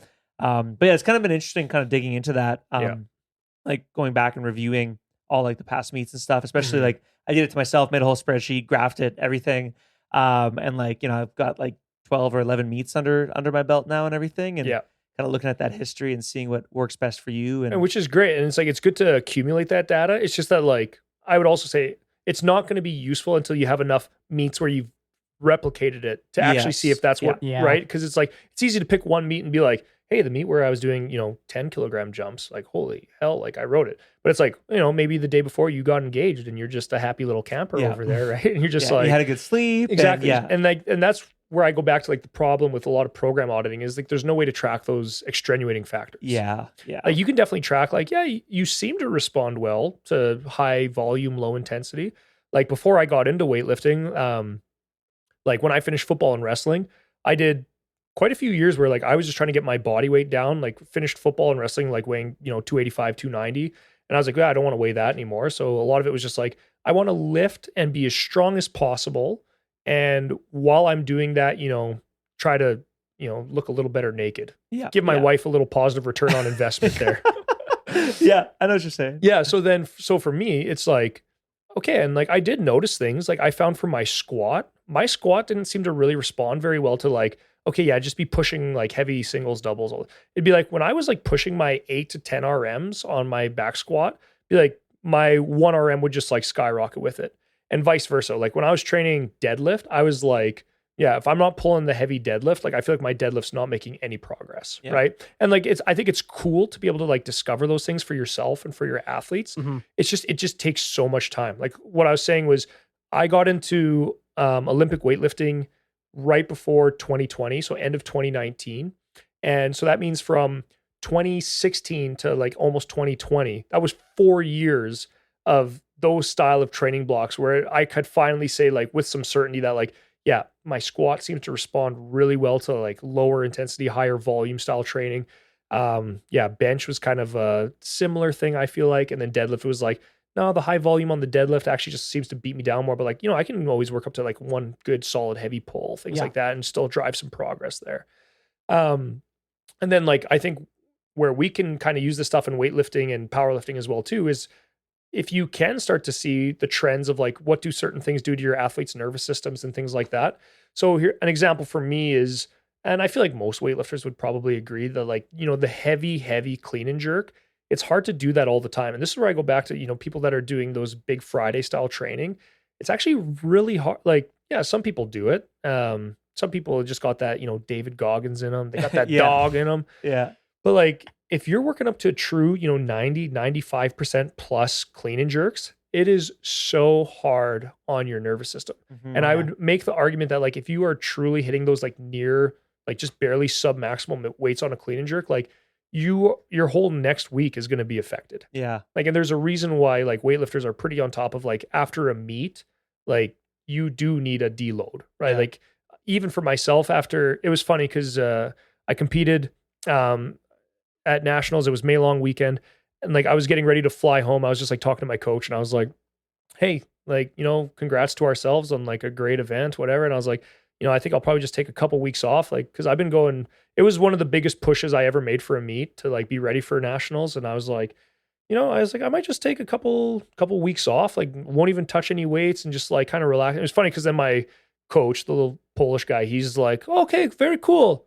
Or not. He's like, or I have some workouts you can do next week. And like, yeah, it was deload style, but it was just funny because he was like, no, you're not taking time off. Like, Yeah. we're still going to train. And like, Brother, we're just getting started. well, that was kind of his thing, right? Yeah. He was like, and I think he was also kind of like, okay, I was 6 kilograms off from like qualifying for Commonwealth. Yeah. He's like, no, brother, we can't take too much time off. Like you're close, brother. Like we got to keep going. So I was just like, okay, yeah, I guess we'll keep training. I guess so. But like they were good. Like I was like, Yeah. okay, well, can we just like, let's go 3 times a week and like a lot of my training and it totally to my benefit. Like it's fun to look back at it now, but it was like, okay, we're gonna switch to 3 times a week.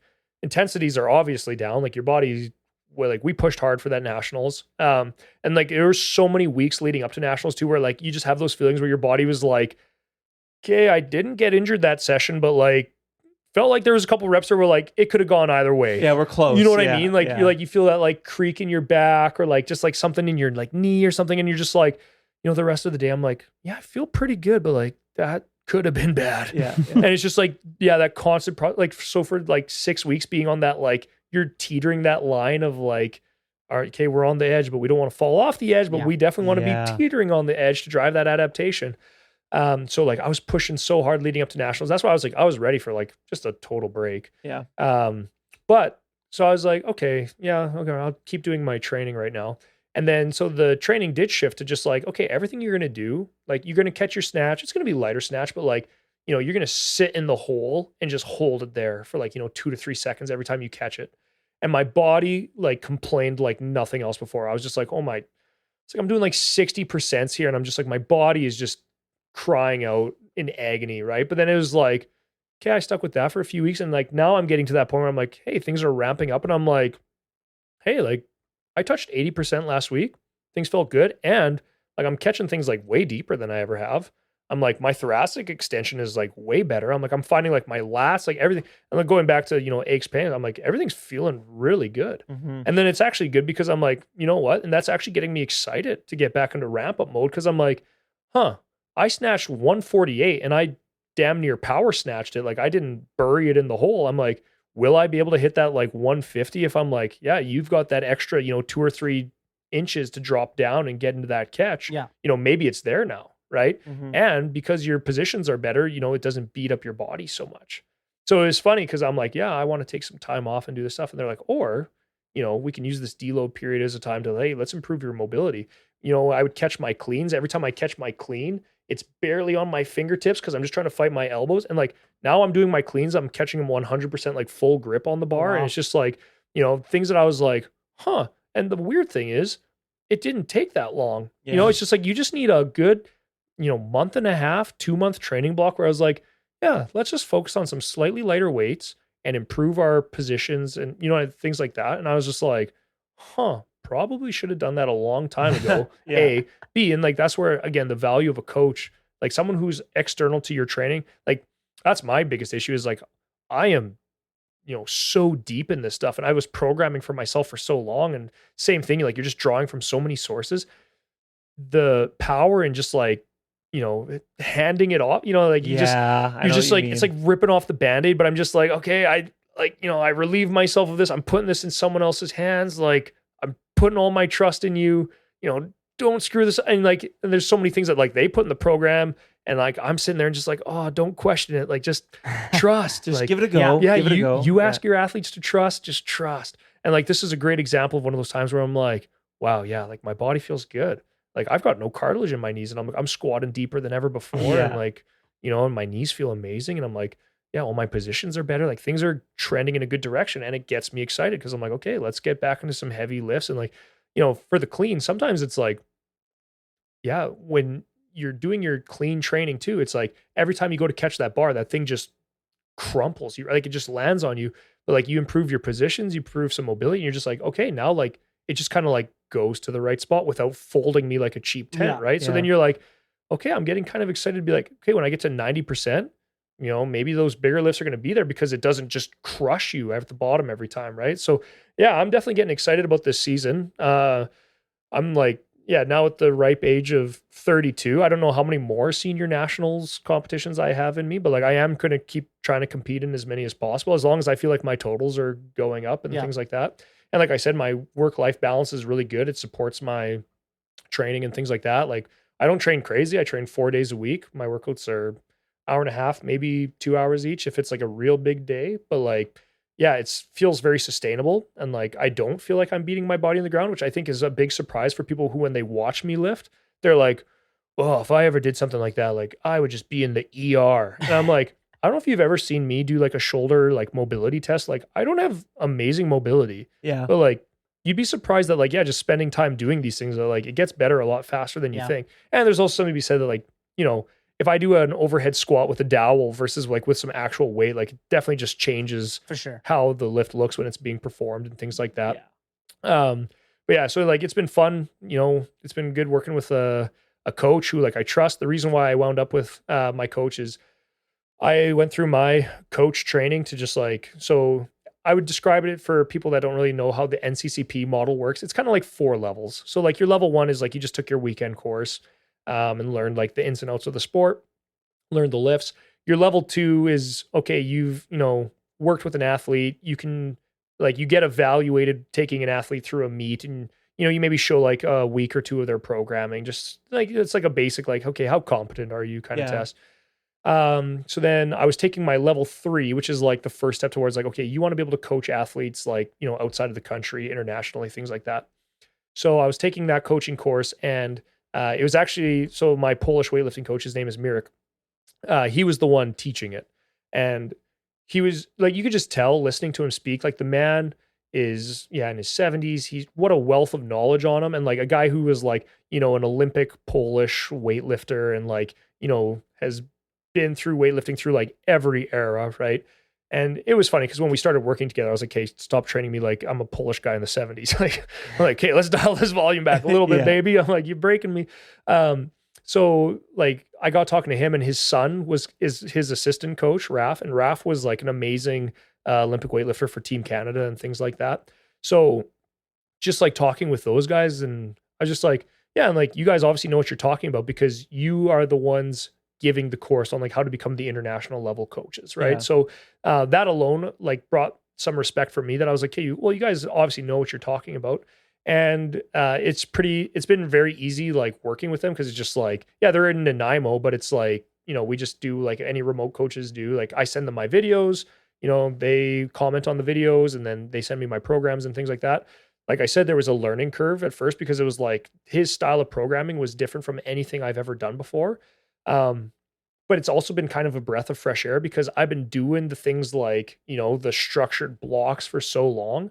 It's been kind of a nice change of pace to just be like, every day I show up to the gym, I'm like, what am I doing today? Yeah. And like, it's not like I said, it's not like he's just making it up on the spot. I've got my whole document that's like, these are your next 4 weeks laid out, but it's just like, yeah, it's going to be something a little different. I know I can trust he's tracking my volumes and my intensities and things like that.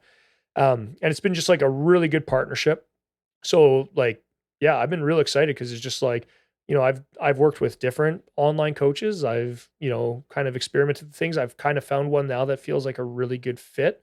And the thing that I really like about them is, they're really good at what they do, but they haven't hit that level of, popularity where they're just like, oh yeah, like you're being coached by me, but I don't really actually have time for you. Yeah. Right. And like, that's kind of like an issue I've run into in the past where like, yeah, you're working with someone remotely, and then like, you send your video review or something, and then like a week and a half later, they're like, all right, let's get to this. And you're like, I've already done that same workout like twice now. And like, and my program is 4 weeks long. So I can't really feel like I'm going to make any progress on this, because it's like, okay, I've got 2 more, workout sessions to try to improve that. Mm-hmm. Where like, yeah, the situation I'm in now, it's like, I always get same day responses, and they've really modeled for me how I try to do my own remote coaching. Cause anyone that I train remotely, I try to like offer them the same, benefit. Like, you send me your videos, you're going to hear from me in less than 24 hours. Like, you won't have to ever do the same workout twice in a row without having like feedback from me, like how the first time went. Yeah. And I think part of that too is like, I don't know if it's just like, the lesson being, don't get too greedy with like online coaching and things like that. But just like, you always have a sustainable amount of athletes and things like that. Cause I do a lot of online coaching, even just through Ignite. Like, it's not all weightlifting. I only probably have, three athletes that are like legitimate weightlifters that I'm doing remotely. And then everyone else that I do remotely are like, it's like, I'm a volleyball player out in Outlook and stuff like that. And those ones, they don't need as much review, because it's like, as long as they can come by to the gym one time and I can be like, okay, I trust you enough, like you can do this kind of squat and stuff like that. You can kind of send them on their way. But like the weightlifters, they're like, okay, I want like every set analyzed and like, get into the nitty gritty of like, am I doing the techniques properly and things like that. And like, it takes time, but as long as you don't have too many people looking for that. And like, I feel like you see it with a lot of the upper level coaches. That's why so many of them, like, they have like assistant coaches that actually do most of their remote coaching review and things like that. And then it's just like, I don't know, you almost feel like you got slightly duped, because you're like, oh, I signed up for this, but it's like, you're not actually commenting on my videos. Like, you've got other people commenting on my videos, and I don't trust that guy. That guy's a nerd. That's a pretty interesting kind of insight too, and like how to successfully perform like online coaching. Because there's like drawbacks to it, of course, but like it's often the best of, or the lesser of like two evils kind of thing. Like it's your best option for a lot of people, and living this modern age, we just have access to stuff like that, which is super, super cool, because it makes things like strength conditioning accessible to a volleyball player out in Outlook, right, with very limited kind of facilities and whatnot. And even like some powerlifting athletes we have are like kind of pretty like remote locations sometimes, but as long as they have a barbell, it's like we can get a lot done here. You know what I mean? So anything to add to that there, Daniel? Because we're closing in here on that kind of 12 mark. Geez, no, we're 2 hours 40 minutes, 41 minutes. Yeah, people better putting in a good shift here. Yeah, people better put it on the 1.7 times speed when they're listening to this. Some people do listen to it like that, which is probably too bad, because I feel like we're already kind of fast talkers. I mean, and then Danny, this one time, had this nasty stutter, just repeated like shit, like 4 or 5 like stutters in a row. And one of our listeners was like, I was listening on 2 times speed. And it sounded like a machine gun went off. Is that guy okay? Yeah. He stroked out briefly. Poor Danny. But I know. Kind of before we close up here, I wanted to kind of, ask if you had any other comments or things you wanted to like chat about briefly, or. Oh, I feel like we dipped our toes in a lot of areas anyways. And like, that's the thing. I am very active on Instagram. I don't know how many viewers or listeners you have for this, but like, I'm always very happy to like answer questions and stuff online and through Instagram.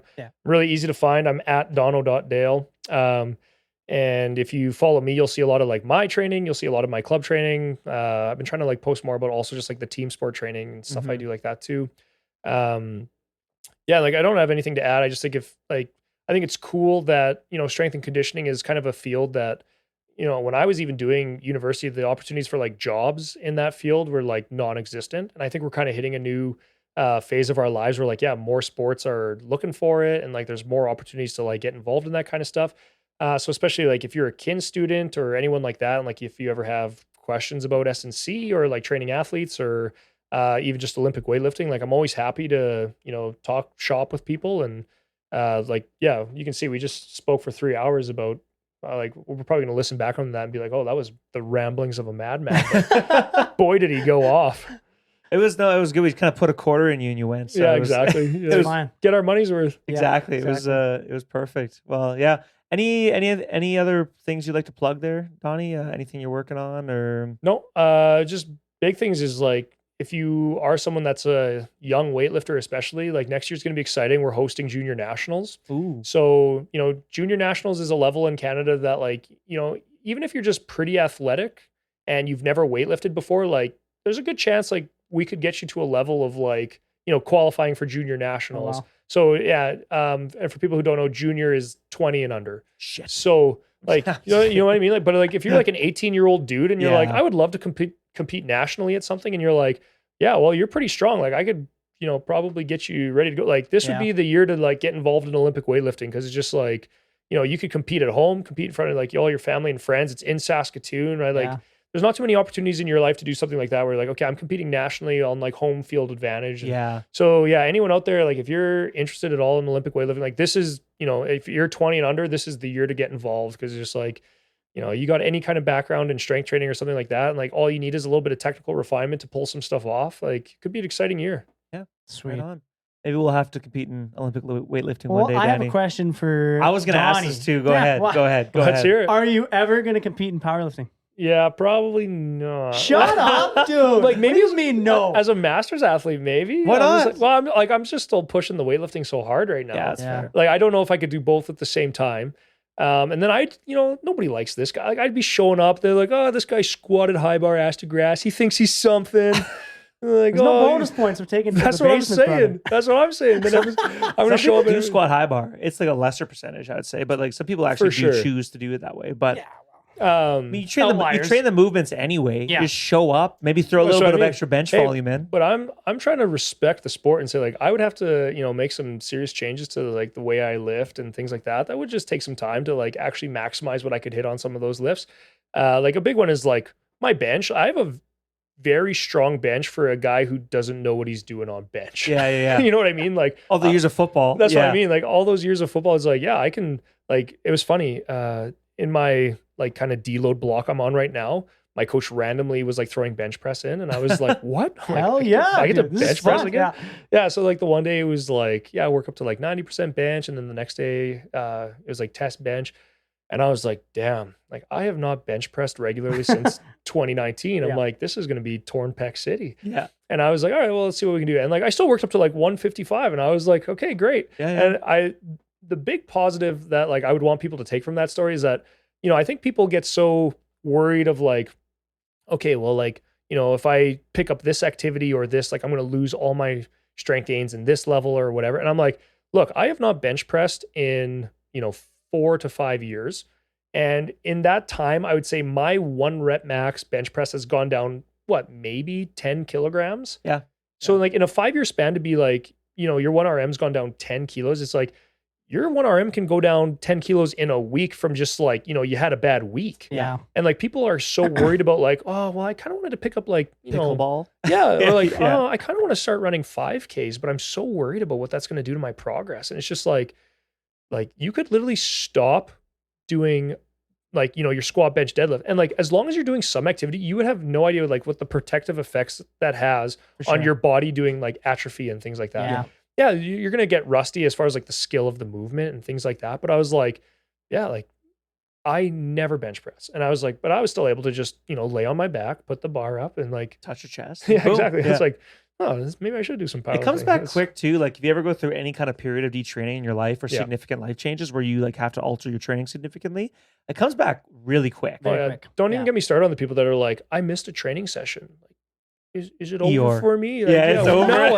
It's like, Eeyore, well, man. how about you just do that one today? Like we just bump everything back like, Yeah. a couple, like you're not even behind. It's like people are like so stressed about like, well, I didn't lift Monday, Wednesday, Friday. So now it's over for me. It's like, you can have a week where you went Tuesday, Wednesday, Friday, or like Tuesday, Thursday, Saturday. Like, I exactly. don't know what Yeah. like, your schedule looks like, but I'm like, geez, I've never seen someone so locked in that it's like, if you don't lift Monday, Wednesday, Friday, like it's over for you. Yeah. And then it's just like, and then going on that, they're like, oh, I'm going on vacation next week. It's like, enjoy your vacation. Yeah. You're not going to lose anything in a week. No. Like, unless you're like literally On bed rest. Yeah, Or bed rest in for a space. full week. Yeah. but like, even then, like, if you were on bed rest for a week and you came back, sure, you'd feel like, but like, it would take you 1 to 2 weeks to get back to where you know what I mean? Like, it's just like, Yeah. people are so worried about detraining. And like, this is where I go back to, like interference effect, detraining effect. Like, these people think these like are like monsters that are just like lurking over them at like every Yeah. turn, right? I'm gonna They're just take like, your gains. yeah, the gains goblin. It's Yeah. just like really these things are like, if we're sticking with the monster analogy, right? They're like little like chickens. Like you just like kick away. It's Yeah. like, this is not as nearly as big of a problem that Yeah, I it thought. doesn't matter this for most people. That's right. Yeah, You know what I mean? yeah. And like, if I also left people with another thing, it's just be like, be real, cautious or, really look into like where you're getting your sources of information from. Like that's one thing I've tried to get really good at in my last 5 years is just like staying in my lane, right? Mm. Like, I've had tons of athletes still come to me for like, diet, nutrition, things like that. And I definitely know enough, like, cause I had to do my own, like I went from 290 down to 240, 235 and just Right. like the things that worked for me. And I can speak to my experience, but like, I would be amiss to sit here and be like, oh, I can definitely prescribe for you a proper, diet, nutrition plan or something that works for you. So just like making sure that people are actually trying to be a little bit more, on top of where are you actually getting your information from? Yeah. I love you guys as powerlifting coaches, but like, if I found out that, you guys were out there giving like, oh yeah, people are switching to these kind of fad diets and stuff like that, because, it's just making sure it's okay to like let your coaches stay in their lanes, right? If even like, let's talk about something more advanced like sports psychology, right? Like I feel like as coaches, we take it upon ourselves that we have to help our athletes with the psychological aspect of the game. But, the ability and humility to take that step back and be like, you need help outside of my scope, right? And just like, helping point your athletes in the right directions is like, you go work with that sports psychologist and like, yeah, tell me everything that you're allowed to tell me, right? Like you obviously have your confidentiality and things like that, but the things that I need to know that are going to be like a help to you instead of trying to be all things to all people all the time, right? It's just like, I feel like too many, especially strength and conditioning coaches, get into that bad habit of like, expert creep, and I'm going to be your physiotherapist. Yeah. I'm going to be your dietitian. Yep. I'm going to be your strength coach. I'm going to be your sports psychologist.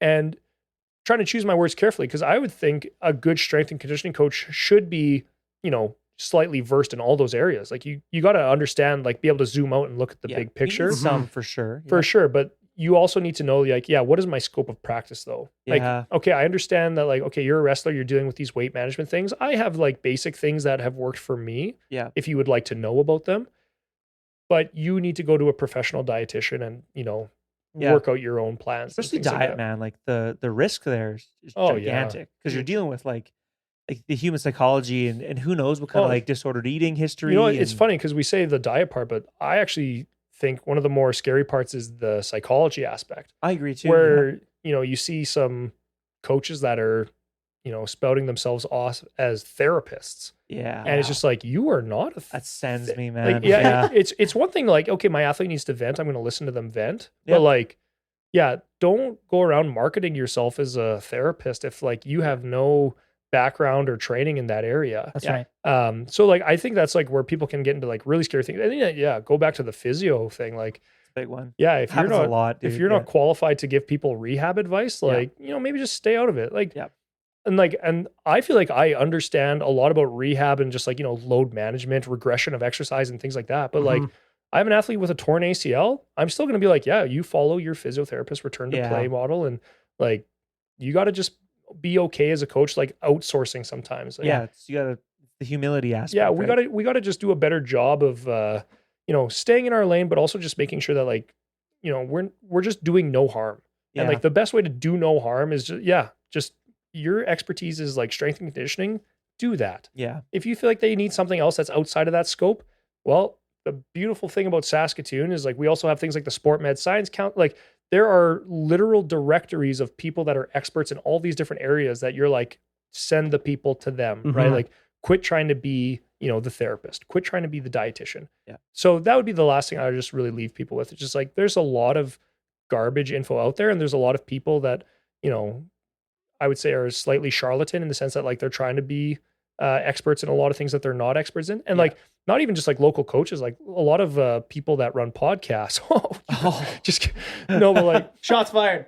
But like the amount of like, people who have, I'm not going to name drop any here, but there's a lot of podcasts out there where like it's coming out that like people are kind of talking out their asses. Yeah. Right. They're like, you are, a PhD in this area, but now you're starting to talk about these fields that like you have no background in and you're trying to purport your, pseudoscience is real science. You can say his name. I was going to say name drop him. Let's stir the pot, man. What? Start some shit. Start some shit. Oh, okay. Well, all 10 of our listeners are going to tell him. Yeah, exactly. Well, like I think the most obvious one, like if you look up anything on Huberman right now, right? Like that's the big one. Like people are like, Huberman, like you're a smart dude. Like you're a doctor in like a lot this area, like blah, blah, blah. But it's like, but now you're starting to get into areas like you got no business talking about this stuff, right? And I think that's like, where I would leave a word of caution to people is like, even if this is someone that you love, respect, trust, like you got to be able to check them on that stuff sometimes and be like, okay, you are, dipping your toes in waters that you got no business being in, buddy. Yeah. But 100%. I think that's a great place to kind of leave things Yeah, off there. don't trust anybody. Yeah. Put on your tinfoil hats. Yeah. They're coming for you too. Yeah. Yeah. So folks, I guess, if you made it this far, about 2 hours and 50-ish minutes, depending on how I edit this down. Yep. Thank you so much for listening. Thanks again to Donnie for coming Yeah, out here. huge Thank you, man. Love it. We're going It to was have a you blast. back on, I think. Oh, Because yeah, I let's feel do like it. we could have kept going. Well, we started off down the weightlifting and like powerlifting versus weightlifting, and then we went like straight, took a 180 to strength and conditioning. Yeah. So I think we got to come back and like either like try to pick a focus. Yeah, I got a lot of background areas, so Yeah. we might Very have to exciting. just might have to do some like micro episodes where it's like, okay, we're going to talk just weightlifting Just versus this, powerlifting. yeah. or- exactly. Keep us Yeah, on yeah, task. for Okay, sure. Yeah. this is No, it was just strength and conditioning episode. or- Yeah, exactly. Or This was a something lot along of those lines. thoughts of just like, okay, these are the things that this annoying guy could talk about. Yeah. Well, it's like the outline. I just like threw like just kind of word Yeah, vomited, and I was exactly. like, let's just see what we get through. Yeah. Which is what I do most of the time because I like kind of having dynamic conversations on Oh, here. yeah. Just because you never know what's going to come out of people's mouths, and then it's like sometimes you go somewhere. It's like, well, why would I shut down this Yeah. route when we can just go there, right? That's so right. Yeah, we saw the bait and the traps you were laying. yeah. Didn't quite get Donnie canceled today, but Yeah. we'll try and get it next time. Next time, it's coming. And then we can take over Ignite. Yeah. yeah, that's the Master plan. yeah. Okay, beauty. But yeah, this has been awesome. Yeah, Like, very share, sweet. subscribe. Go follow Donnie on Instagram. Feel free to send us any questions or comments, or if you have any questions, you can go find Donnie on Instagram. You said at like Donovan Dale. At dono.dale. dono.dale. I'm at Thomas Johnston _BCB. Danny's at Heinz _BCB. And then, yeah, you can head to bridgecitybarbell.com for any coaching needs. You can also reach out to the podcast Instagram, which is aches.painsandgains.podcast. I think that's just about everything here, folks. So, yeah, thanks again for listening. Peace.